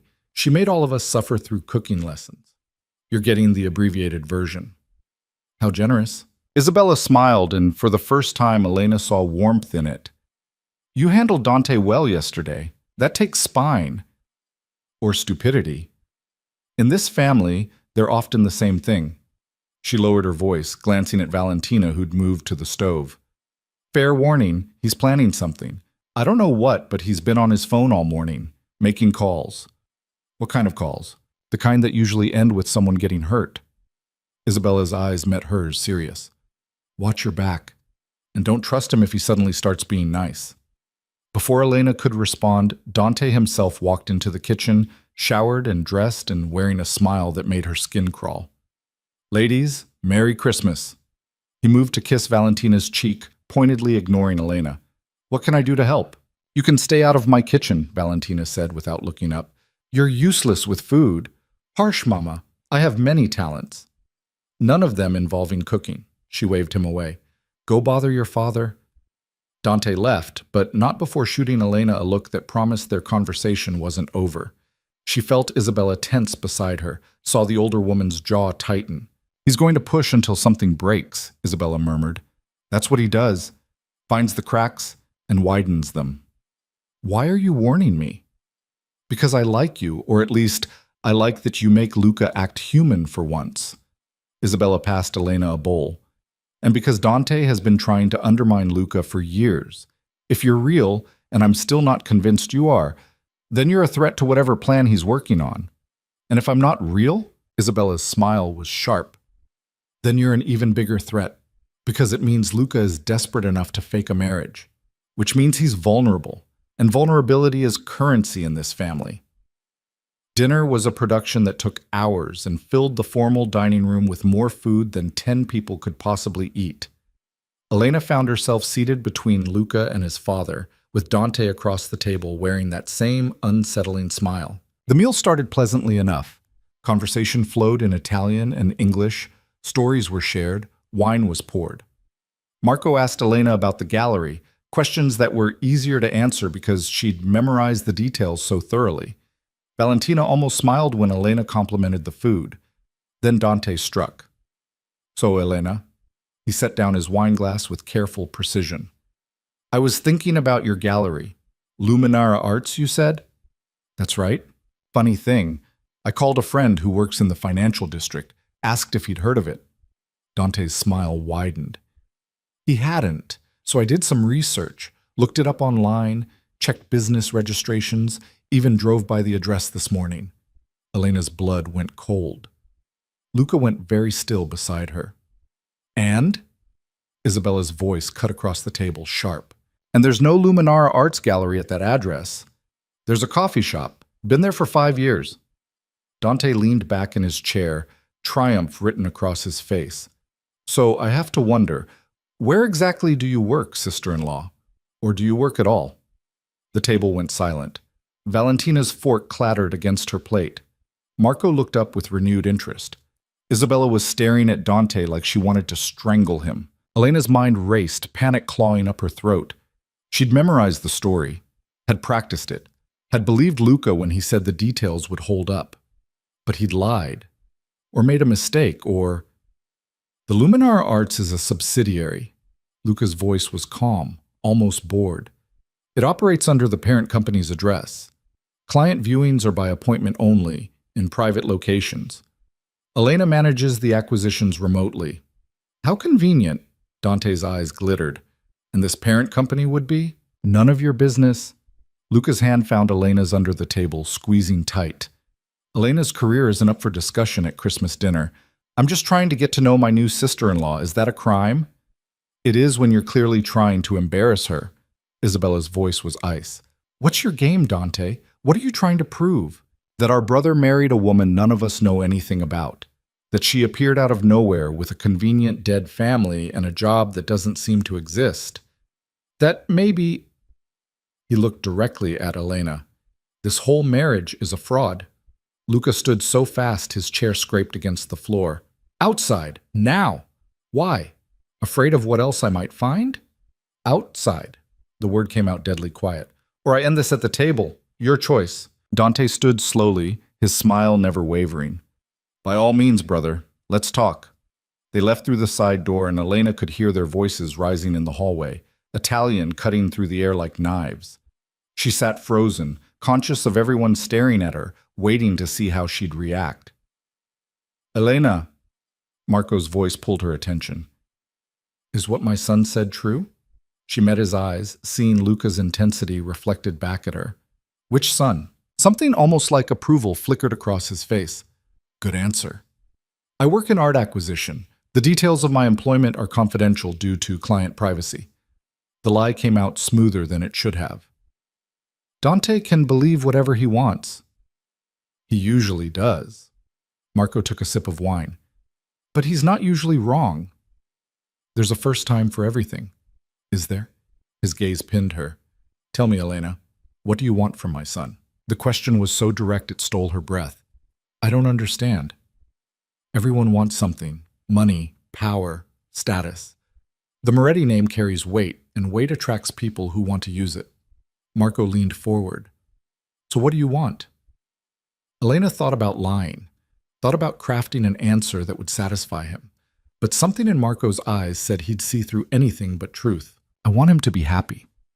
The words came out before she could stop them. I want him to stop feeling trapped by this house and this legacy and the weight of being who you need him to be.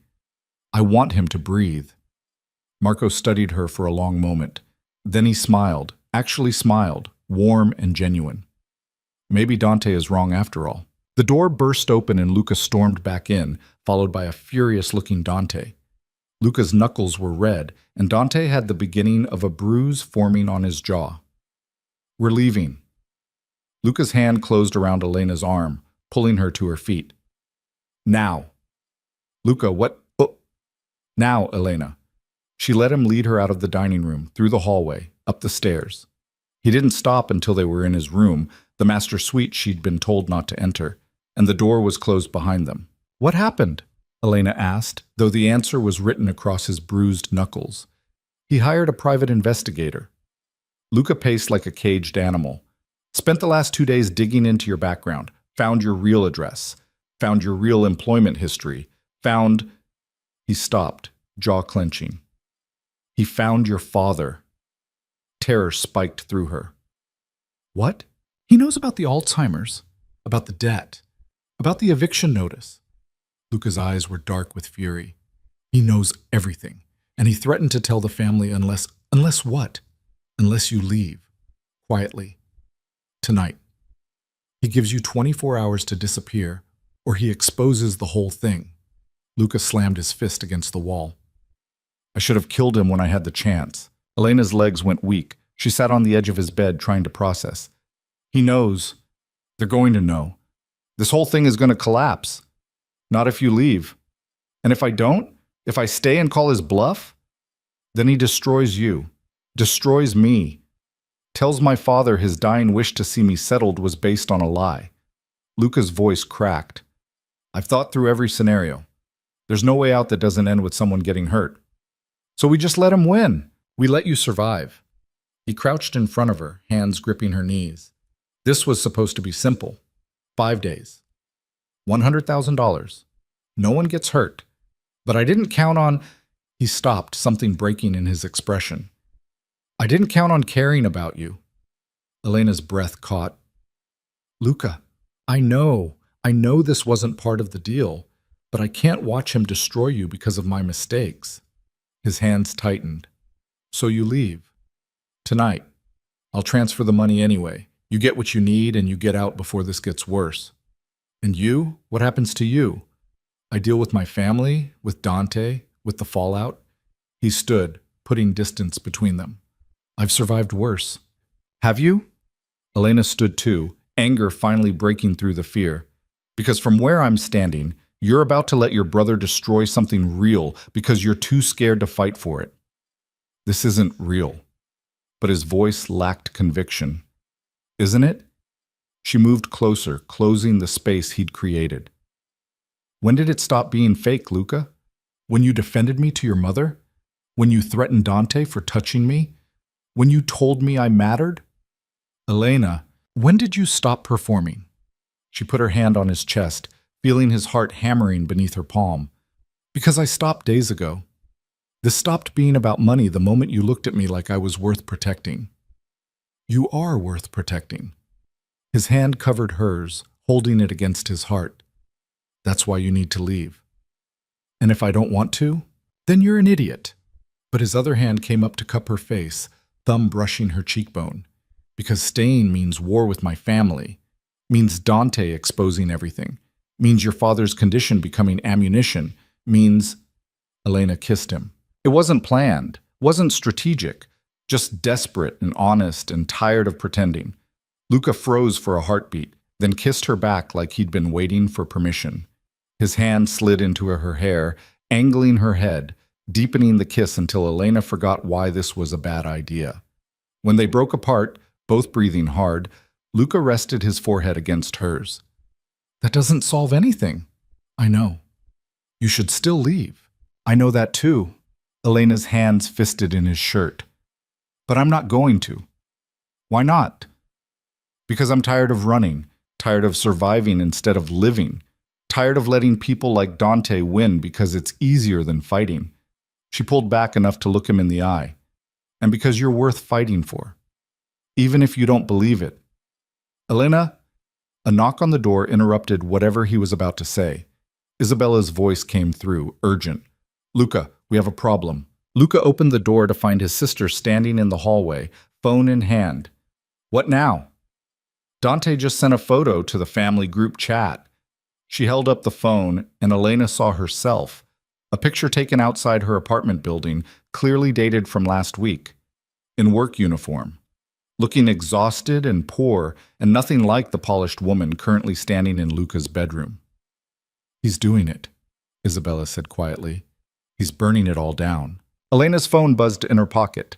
She pulled it out to find messages flooding in, texts from Luca's family, group chat notifications, everything exploding at once. Valentina demanding explanations, Marco asking calm, pointed questions, and Dante sending message after message exposing every detail he'd found. Her real job, her real address, her father's condition, the debt. All of it laid bare for the family to see. "We need to go downstairs." Luca's voice was hollow. "Face this together. Or I could just leave," Elena heard herself say. "Let you tell them I lied. That you didn't know. Save yourself." "No." Luca's hand found hers, fingers threading through. "We face this together, all of it." They went downstairs to find the family gathered in the sitting room. Valentina looked furious. Marco looked disappointed. Isabella looked worried. And Dante stood by the fireplace wearing a victorious smile. "Ah, the happy couple." Dante's voice dripped sarcasm. "Ready to explain why my brother's wife is actually a waitress drowning in debt who apparently needed money badly enough to pretend to be in love?" Valentina stood, her voice shaking. "Luca, tell me this isn't true. Tell me you didn't fake a marriage. Tell me you didn't lie to your dying father about finding someone." Luca's hand tightened on Elena's. "I can't tell you that." The words fell like stones. Valentina's face went white. Marco's expression hardened into something carved from granite. "How much did you pay her?" Dante asked, enjoying every second. "What was the price tag on this little performance?" "Enough." Luca's voice was quiet but absolute. "Enough to give her father proper care. Enough to keep them from being evicted. Enough that she wouldn't have to choose between medication and food. So you bought her like a—" "Finish that sentence and I'll break your jaw." Luca stepped forward, putting himself between Dante and Elena. "She's not what you're implying. She never was." "Then what is she?" Valentina demanded. "What is this, Luca? Some kind of business transaction?" "It started that way." Luca's voice was raw. "I needed a wife to get you off my back, to show Papa I could commit to something, to stop the endless parade of appropriate women from appropriate families." He looked back at Elena, "but it stopped being fake somewhere along the way." "How convenient," Dante sneered. "Fall for the help. Very romantic. She's not the help." Luca's voice went dangerous. "She's the first real thing I've had in this house full of beautiful lies. The first person who saw me instead of the legacy. The first—" He stopped, something breaking in his expression. "The first person I wanted instead of needed." Silence filled the room. Elena stood frozen, his words echoing in her head. Valentina sank back into her chair, looking suddenly old. Marco studied his son with unreadable eyes. "So what now?" Isabella asked quietly. "What happens next?" "Now I make a choice." Luca turned to face his family fully. "I choose her. Real marriage or fake, money involved or not, I choose Elena. And if that means you cut me out of the family, if that means losing the business, if that means—" "Stop!" Marco's voice cut through the room. "Just stop." He stood slowly moving to the bar to pour whiskey with steady hands. He took a sip, studying Luca with those dark Moretti eyes. "Your brother is right about one thing. You lied. To all of us. On Christmas. While I'm dying." He let that sink in. "That's unforgivable." "Papa, I'm not finished." Marco took another drink. "But Dante is wrong about something important. He thinks this is about money, about fraud, about some waitress conning my son." He looked at Elena, and she saw Luca in his face. The intensity, the perception, the ability to see through everything. "But I watched you at dinner, watched how you looked at him, how you defended him when I asked what you wanted. And I know desperation when I see it. I built an empire on recognizing it. So you're going to, what, forgive her?" Dante's voice was incredulous. "She lied to us, used Luca, probably planned this from the beginning." "Did she?" Marco turned to Elena. "Did you plan this? Did you seduce my son for his money?" Elena could lie, could craft an answer that would satisfy them. But she'd spent 5 days performing, and she was tired of it. "I spilled champagne on him in a restaurant. I thought my life was over. He offered me money to pretend to be his wife for 5 days, and I was desperate enough to say yes." She met Marco's eyes. "I didn't plan anything. I didn't want this. I just wanted to survive long enough to take care of my father. And now? Now I want—" Elena's voice caught. She looked at Luca, at the man who'd bought 5 days of her life, and somehow become more important than the money. Now I want things I have no right to want. Like what? Like him, like this, like a life that isn't just survival. She forced herself to look at Marco. But I understand if that's not possible. I'll leave. Tonight. You'll never hear from me again. Will you? Marco's eyes shifted to his son. What do you think, Luca? Will she leave if you ask her to? Yes. Luca's voice was hollow. She'll leave because she thinks it's what's best for me. That's who she is. She sacrifices. And you, will you let her go? The question hung in the air. Elena held her breath, waiting. No. Luca's hand found hers again, gripped tight enough to hurt. I won't. Not anymore. Not when I finally found something worth keeping. Marco smiled, actually smiled, warm and sad and knowing. Good. Because a man who'll lose everything for a woman who's worth it? That's a man who understands what matters. He turned to Dante. Your brother just chose love over legacy, over money, over the approval of his family. That takes more courage than you'll ever have. Dante's face went purple. You can't be serious. You're going to just accept this? Accept that he faked a marriage, lied to you while you're dying? I'm accepting that my son finally chose something for himself instead of for the family, for the business, for me. Marco's voice was tired. I'm dying, Dante. And watching my boys fight over scraps of power while missing everything that actually matters. That's the real tragedy. He turned to Elena, and his expression softened. You love him. It was a simple question with a complicated answer. Elena thought about lying, about hedging, about protecting herself. Then she looked at Luca and saw everything she'd tried not to feel reflected in his eyes. Yes, the word came out steady. I didn't mean to, didn't want to, but yes. Then you have my blessing. Marco raised his glass. Fake marriage or real, money involved or not, you have more honesty between you than most couples who start with love. Build on that. Make it real. Make it last. Valentina made a choked sound, but she didn't argue. Isabella was smiling, and Dante looked like he wanted to set something on fire. This isn't over, he said, voice shaking with rage.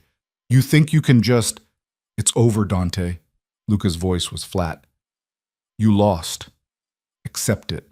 I'll destroy you, both of you. I'll make sure everyone knows that my son found love with a woman who needed help, that he paid her to play a role and ended up meaning it. Marco's laugh was bitter. Go ahead. Tell the world. See who cares. Dante stormed out, slamming the door hard enough to rattle the windows. The silence he left behind was deafening. Luca pulled Elena close, his face buried in her hair. I'm sorry for all of it. Stop apologizing. I brought you into this mess. Almost cost you everything. You saved me. Elena pulled back enough to see his face. You gave me a chance when I had none left. You protected me. You chose me. Of course I chose you. His hand cupped her face. You're the only real thing in my life. Valentina stood abruptly. I need air. This is too much. She left, and Isabella followed after squeezing Elena's shoulder. Marco finished his whiskey, studying them with knowing eyes. 3 more days until New Year's. Make them count. He headed for the door, pausing at the threshold. And Elena? Welcome to the family. Really, this time. Then they were alone in the sitting room, still holding on to each other like they were the only solid things in a world that had just tilted sideways. What now? Elena whispered. Now we figure out what real looks like. Luca's forehead touched hers. Now we stop pretending and start choosing. I'm still getting paid, right? He laughed, the sound breaking something loose in his chest. You're mercenary to the end. I have bills, and your family is terrifying. I deserve hazard pay. Fair point. His arms tightened around her. Stay. Not for the money, not for the deal. Just stay. Elena thought about her apartment, her father, her old life of just surviving. Then she thought about this. Luca's arms around her, his family cautiously accepting her, the possibility of something more than just getting by. Okay, she said it simply. I'll stay. Yeah? Yeah. Elena kissed him, softer this time, like a promise. But I want a real proposal eventually. With a ring I actually get to pick out. Deal. Luca smiled against her mouth. Though, fair warning, I'm keeping the one I gave you. It looks good on you.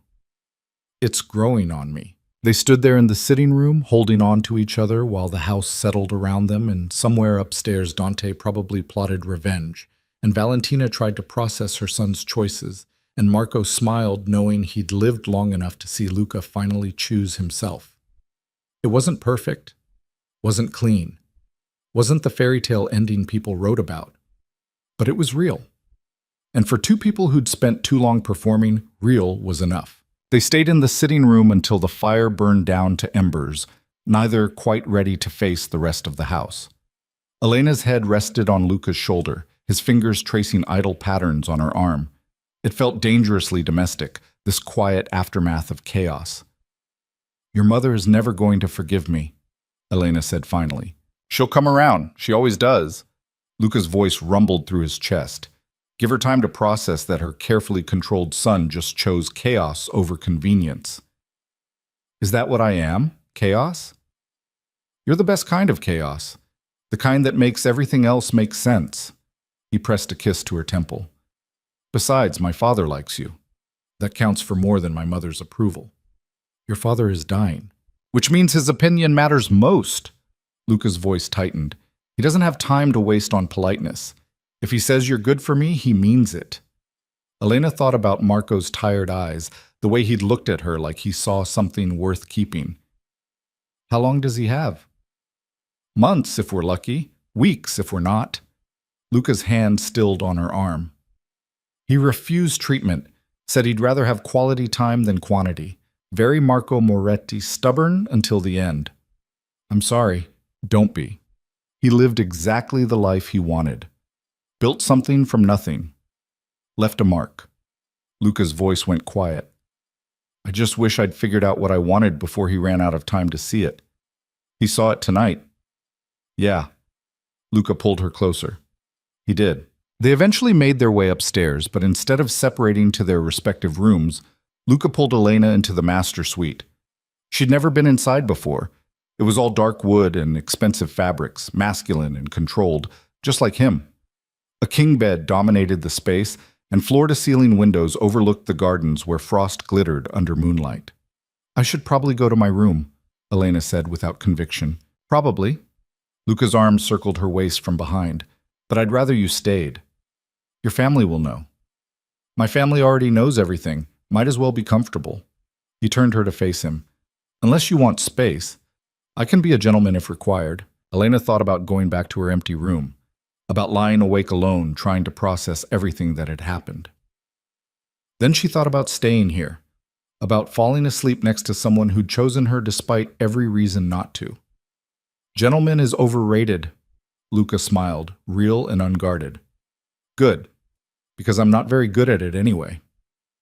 They fell asleep tangled together, and for the first time in years, Elena didn't dream about drowning. She woke to sunlight streaming through the windows, and Luca already awake, watching her with an expression she couldn't quite read. That's creepy, she mumbled, still half asleep. You snore. I do not. Little snuffling sounds, very cute. He brushed hair from her face. I ordered breakfast. Maria's bringing it up. To your room? To our room. If you're staying, you're staying. No more pretending we're in separate spaces. His hand cupped her jaw. Unless you want separate spaces.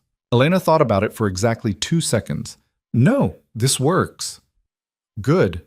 He kissed her, morning breath and all, like he'd been waiting for permission. Because I'm not letting you go now.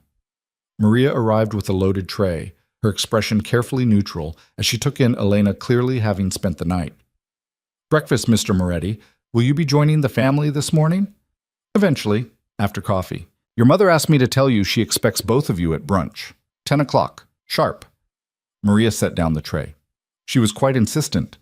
After Maria left, Elena groaned. Facing your mother sounds worse than facing Dante. At least Dante is predictable. My mother is strategic. Luca poured coffee, handing her a cup. But we survived last night. We can survive brunch. They dressed in comfortable silence, Elena borrowing one of Luca's shirts because her clothes were still in the other room. It hit her mid-thigh and smelled like him, and when Luca saw her in it, something heated in his eyes. Keep looking at me like that and we're going to be late for brunch. Would that be so terrible? Your mother will kill us both. Fair point. He forced himself to look away. Later. We'll revisit this later. Brunch was tense but civil. Valentina presided over the table like a general directing troops, her expression giving nothing away. Isabella smiled encouragement whenever their mother wasn't looking. Marco ate slowly, saving his energy, but his eyes were sharp when they landed on Elena.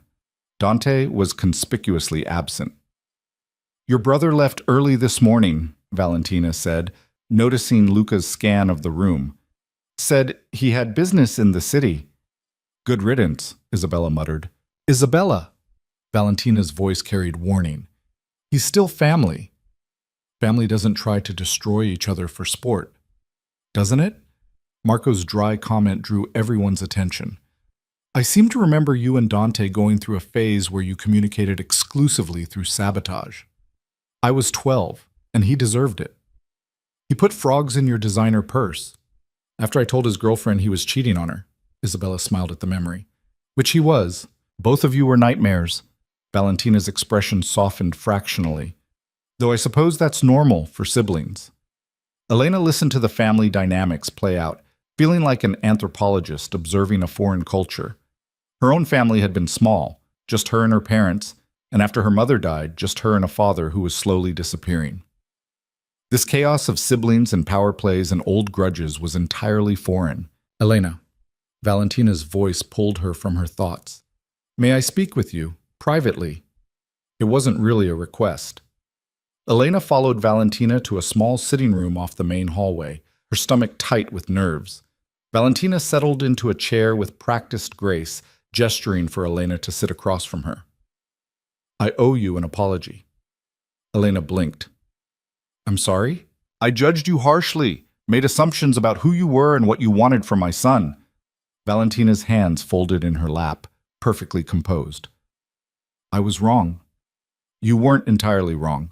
I did accept money to pretend to be his wife. Yes, but you also stayed when it became dangerous, stayed when my son gave you an out, stayed when Dante exposed everything and leaving would have been easier. Valentina's eyes met hers. That's not the behavior of someone using him. I care about him. I know. I watched you last night. Watched how you looked at him when Marco gave his blessing. You weren't relieved about the money or the approval. Valentina leaned forward slightly. You were relieved for Luca. That's love, whether you want to call it that or not. Elena's throat tightened. It's complicated. Love usually is, especially in this family. Valentina's smile was sad. I married Marco when I was 22. My parents arranged it. Good Italian family, strong connections. Everyone approved. I didn't love him, didn't even like him at first. But over time, through all the complications and the business and the children, we built something real. Why are you telling me this? Because I want you to understand that how it starts doesn't matter as much as what you do with it. You and Luca started with a transaction, but what you build from here, that's what counts. Valentina stood, smoothing her skirt. Give him room to be human, to fail, to be something other than the perfect heir. He needs that more than he needs perfection. I'm not sure I know how to do perfect anyway. Good. Perfect is boring. Perfect is what I tried to make him, and it nearly broke him. She moved toward the door, pausing.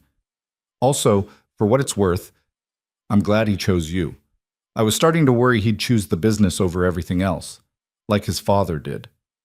After Valentina left, Elena sat alone trying to process the conversation. An apology.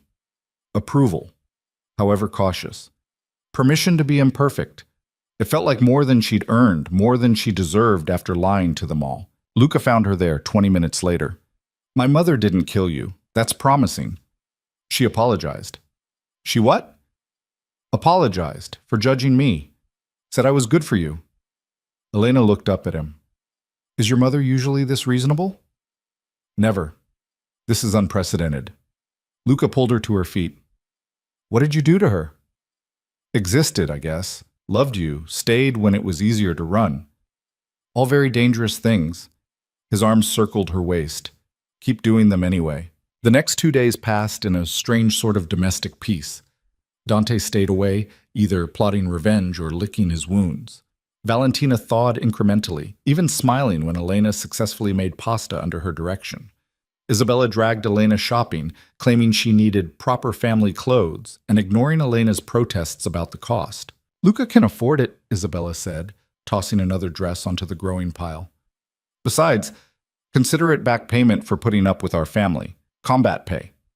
Marco spent most of his time in the library, conserving energy, but he'd call Elena in occasionally to ask about her father, about art, about nothing important. She realized he was just enjoying conversation with someone who didn't have an agenda beyond talking. "My son is lighter with you around," he said one afternoon, whiskey in hand. "I haven't seen him laugh like that in years." "He doesn't laugh much?" "He forgot how. Too busy being who I needed him to be instead of who he wanted to be." Marco's expression turned thoughtful. "That's my fault.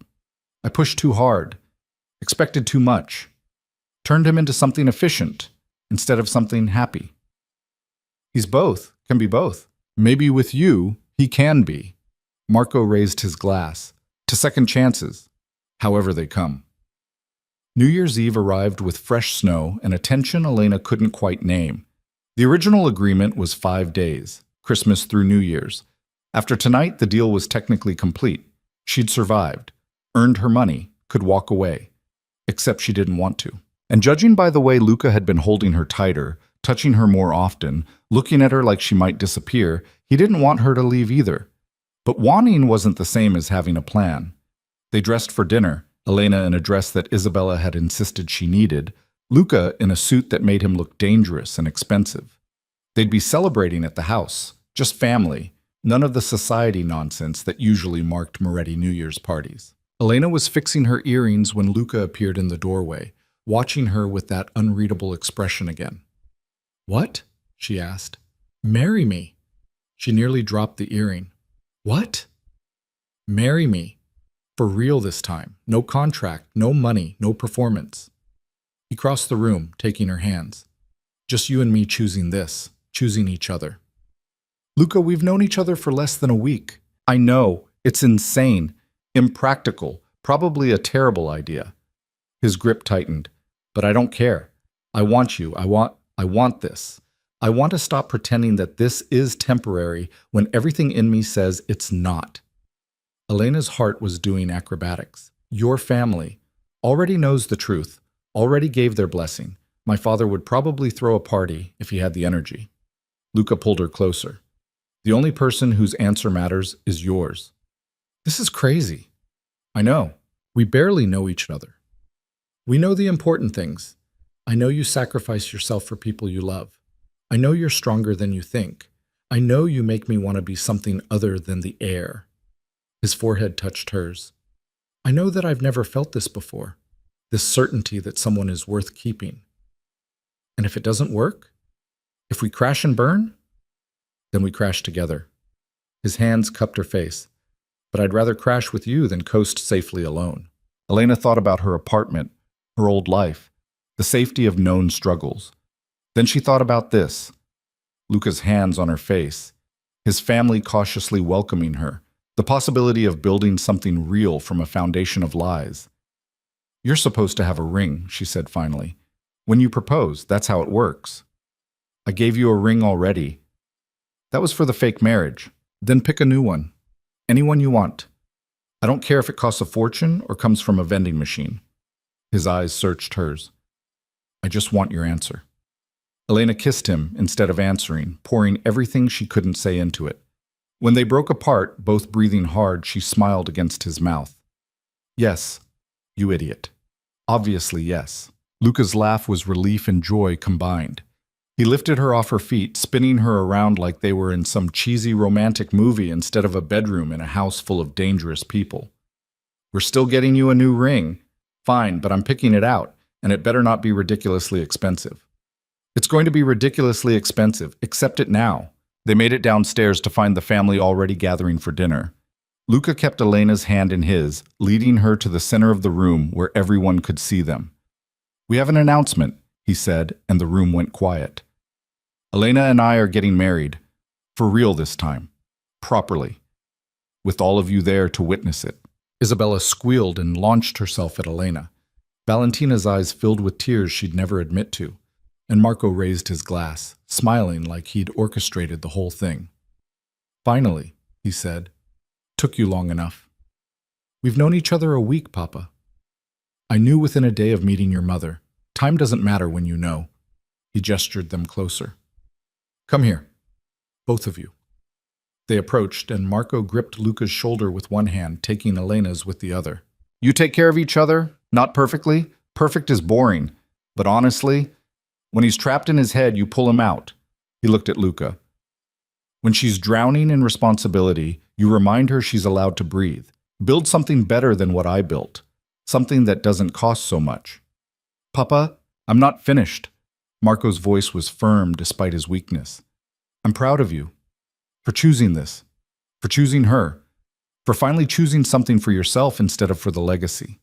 He pulled them both closer. Be happy. That's the only thing that matters in the end. Not the business, not the empire. Just happiness.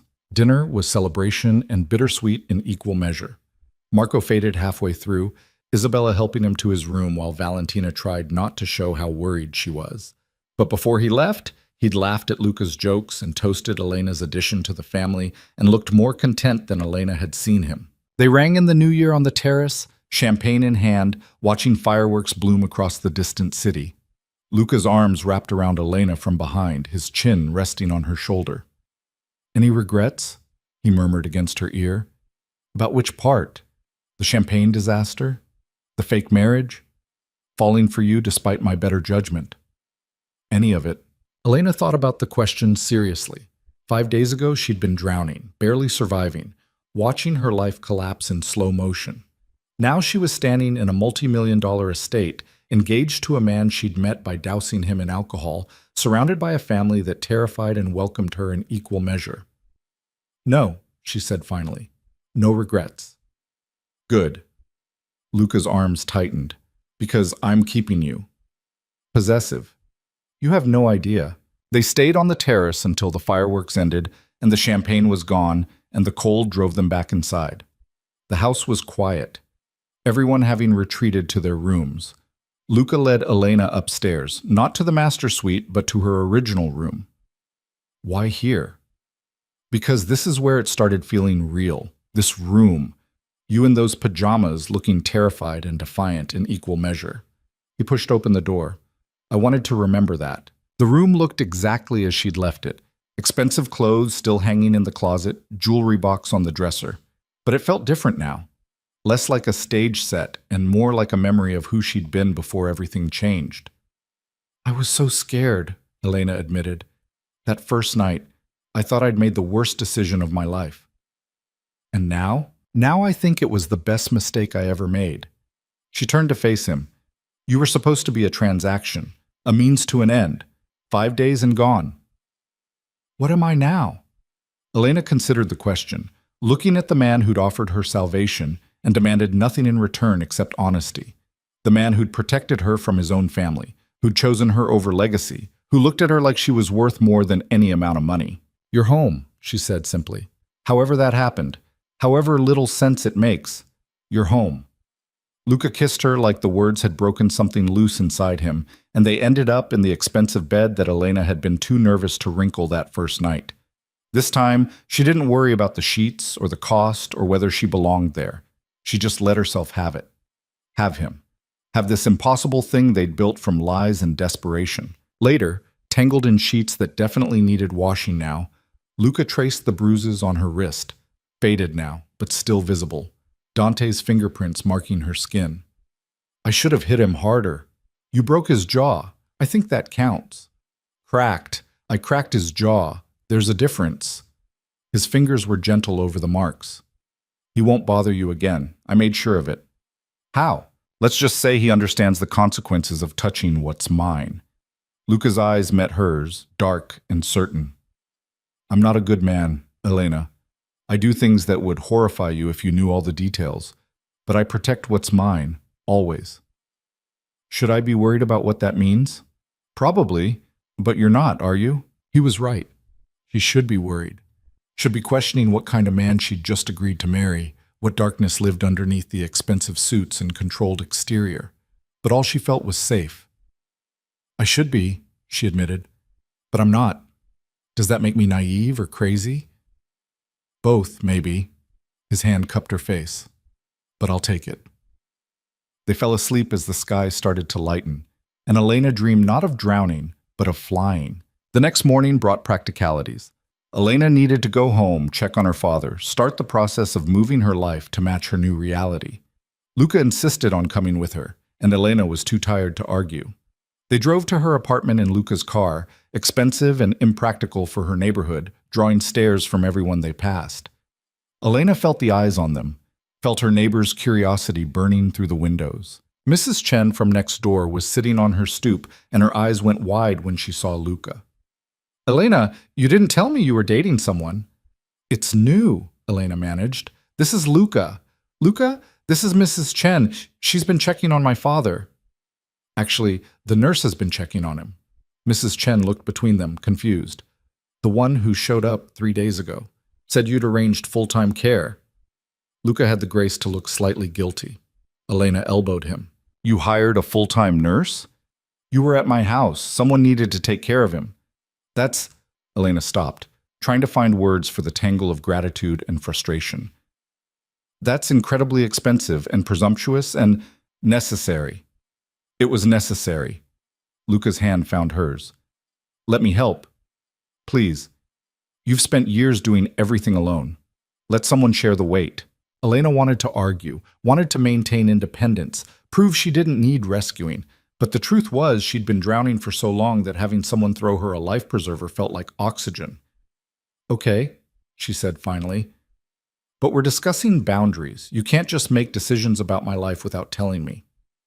I absolutely can, but I'll try to warn you first next time. They went inside to find her father sitting in his recliner, a woman in scrubs reading to him from a book.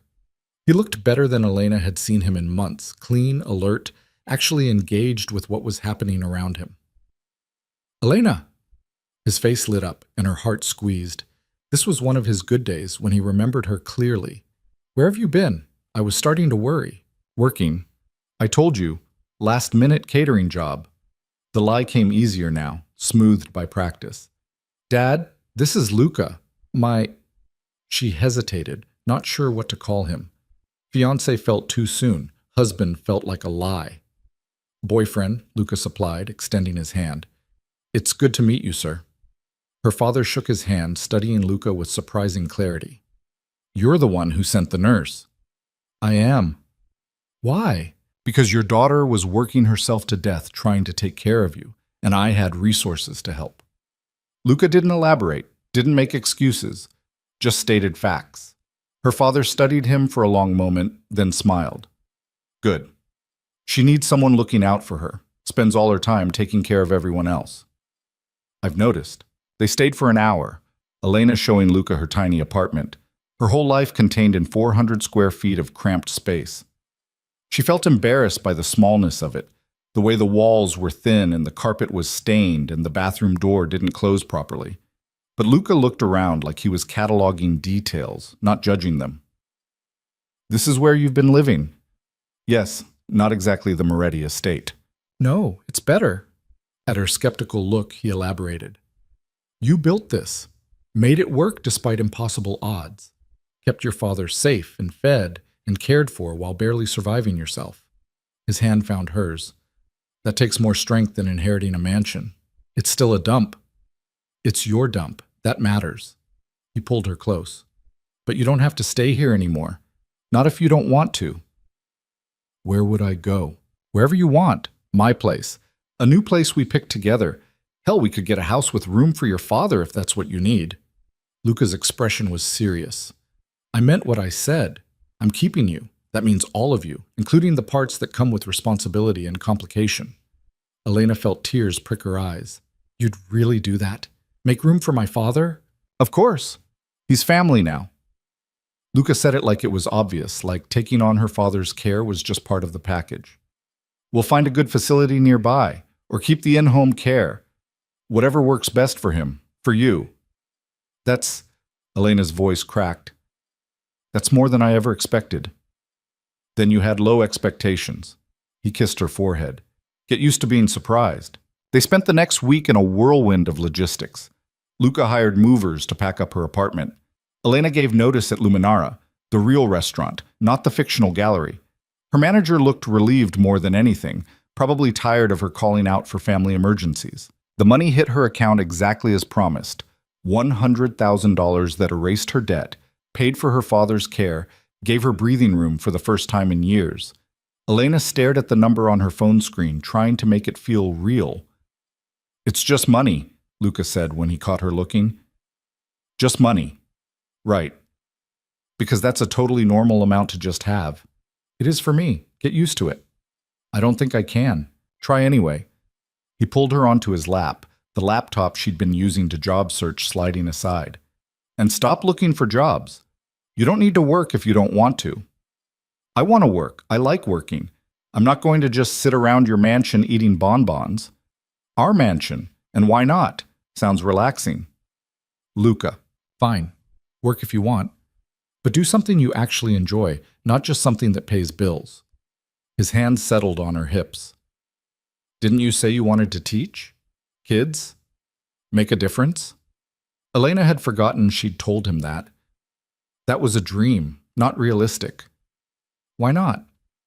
Because I'm 28 with student debt and no degree and I have money to pay for school. And you have time now. And there's no reason you can't finish what you started. Luca's expression was serious. Stop limiting yourself based on what you think is possible. Make new possibilities. It was a novel concept, choosing what she wanted instead of what she could afford. Elena turned it over in her mind, testing the edges. I'd have to go back to school, get certified. It would take years. So? We have years. You'd really support me through that? Elena. Luca turned her to face him fully. I would support you through anything. That's what this means. That's what I'm offering. Not just money, not just resources. Actual partnership. She kissed him instead of answering because words felt inadequate for the size of what he was offering. They got married on a Tuesday in March, 3 months after New Year's. Not a big wedding, just family and a handful of close friends in a small ceremony that felt real in a way the first fake one never had. Elena wore a dress she'd actually picked out, simple and elegant and hers. Luca wore a suit that made him look like he was about to sign business deals instead of marriage certificates. But his hands shook when he slipped the ring on her finger. The ring she'd picked, not as massive as the first one, but more meaningful.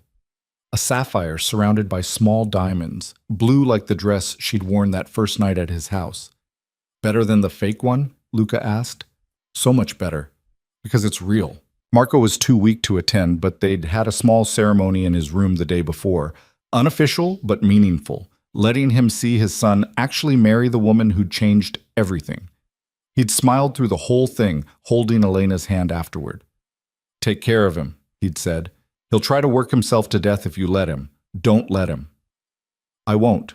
And let him take care of you. He needs to be needed. Sounds like you both do. Marco's grip tightened. Thank you for showing him he's more than just the legacy. He died 2 weeks later, quietly in his sleep, surrounded by family. The funeral was massive, hundreds of people showing up to pay respects to Marco Moretti, the man who'd built an empire. But in the family section, it was just them. Valentina, Luca, Isabella, Elena, even Dante, who'd shown up looking subdued. Luca didn't cry at the funeral. Didn't show emotion beyond quiet acceptance.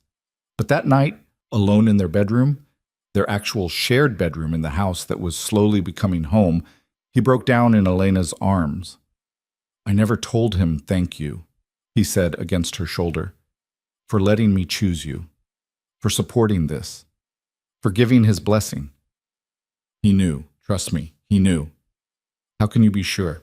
Because he told me. 2 days before he died, he pulled me aside and said watching you choose happiness was the best gift you could have given him. Elena held him tighter. He was proud of you, so proud. Luca cried harder, years of holding everything together finally breaking loose. Elena just held him, offering presents instead of platitudes, understanding that sometimes grief needed space to exist. In the morning, he'd be the heir again, the strong one, the one making decisions and handling the business and being who everyone needed. Tonight, He could just be human. Valentina surprised everyone by thriving after Marco's death. Instead of collapsing, she threw herself into charity work and family management, becoming the backbone that held everyone together. She and Elena developed an unlikely friendship built on honesty and mutual respect. "You're good for him," Valentina said one afternoon over coffee. "He smiles now, laughs, takes vacations without his laptop. He's still a workaholic, but a manageable one. Before you, he was drowning in responsibility. Now he knows how to surface for air." Valentina's expression softened. "That's your gift to him. Permission to be imperfect." Isabella became Elena's closest ally, the sister she'd never had. They went shopping, grabbed lunch, complained about the men in their family over wine. When Elena nervously admitted she was thinking about going back to school, Isabella had been her loudest cheerleader. "Do it, absolutely do it.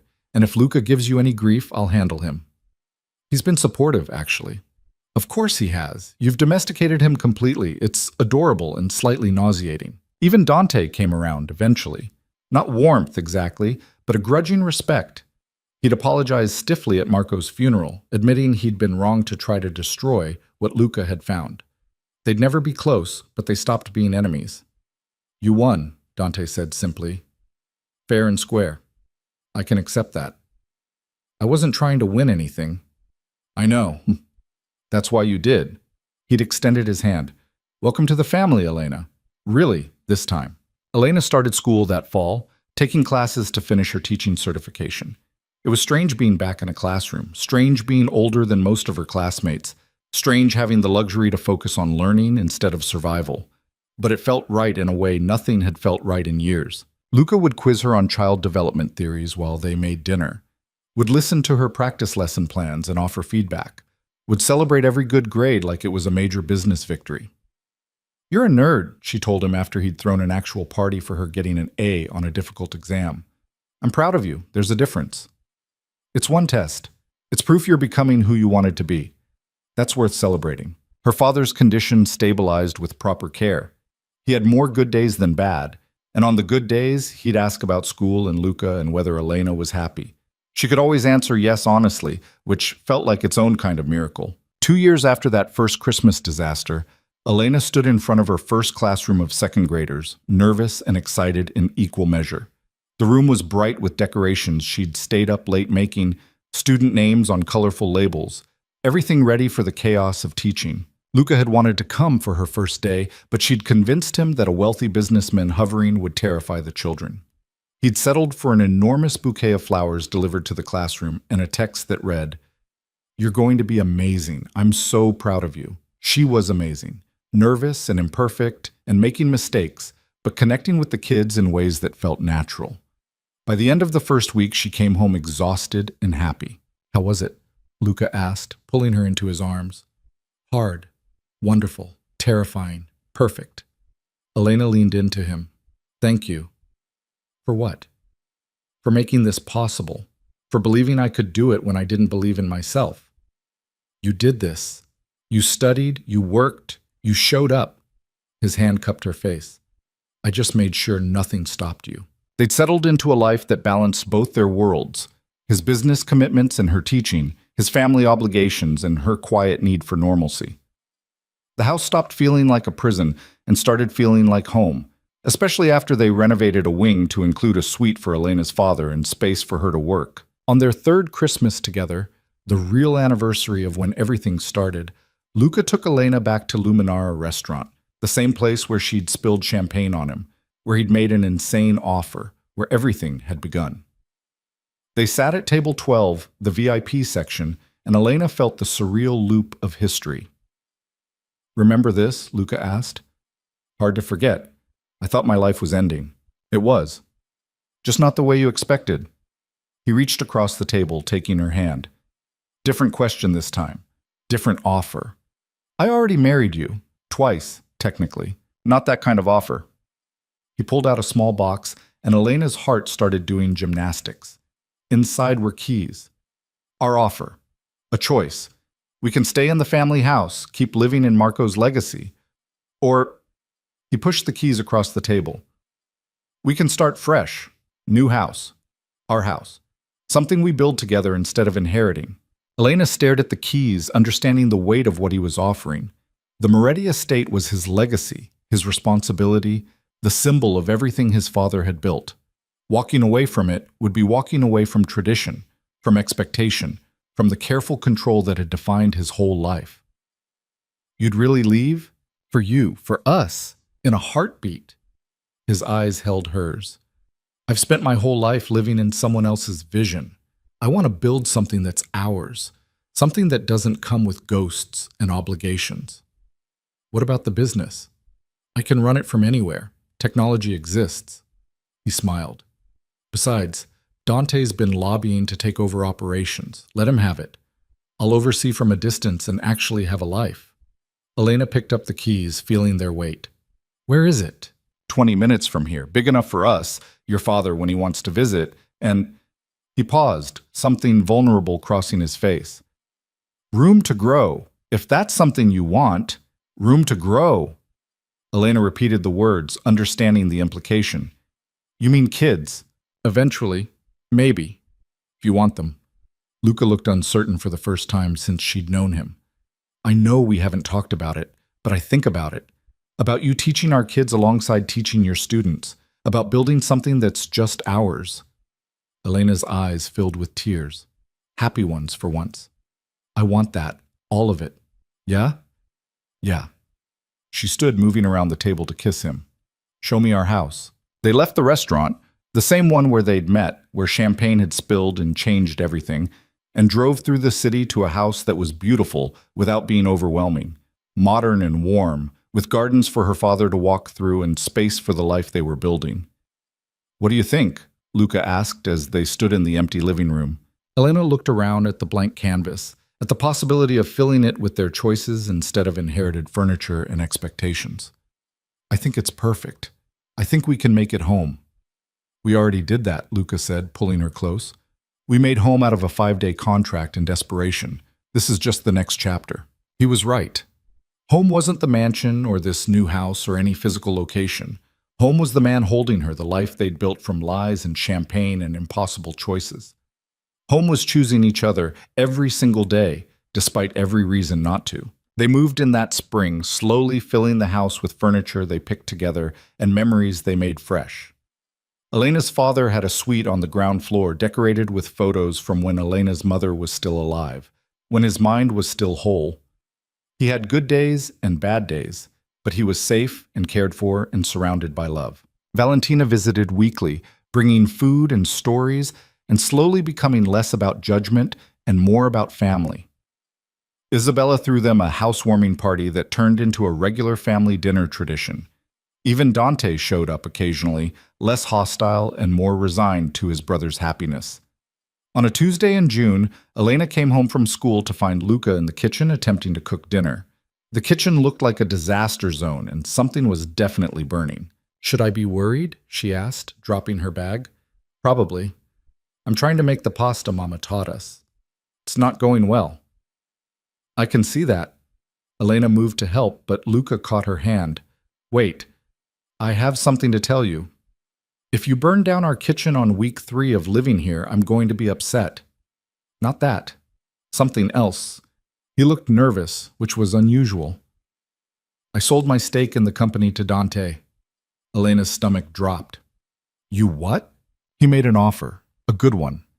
Enough to be comfortable forever without working another day. And I realized, Luca pulled her closer. I realized I don't want to spend my life managing something I inherited. I want to build something new. Maybe start a foundation, focus on charitable work like my father should have done. Actually have time for the life we're building.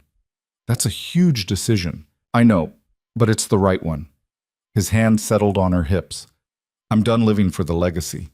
I want to live for us. Elena kissed him, tasting smoke from whatever he'd burned and possibility from the future they were building. Then let's live, she said. Really live. Not just survive. Deal. Luca smiled against her mouth. Though fair warning, I'm terrible at cooking and mediocre at relaxing, and I'll probably panic about not working within a month. And I'll be there to remind you why you made this choice. Yeah? Yeah. Elena pulled back enough to look at him. That's what we do. take care of each other, pull each other out when we're drowning, remind each other we're allowed to breathe. When did you get so wise? When I stopped being so desperate I couldn't see past survival. She touched his face. You taught me that. You taught me I deserved more than just getting by. They stood in their messy kitchen in their new house, holding each other while something continued burning on the stove, and the life they were building stretched out ahead of them, full of imperfect possibility. 3 years after that first Christmas disaster, Elena got the call she'd been dreading. Her father had slipped away in his sleep, the nurse beside him, peaceful and quiet and gone.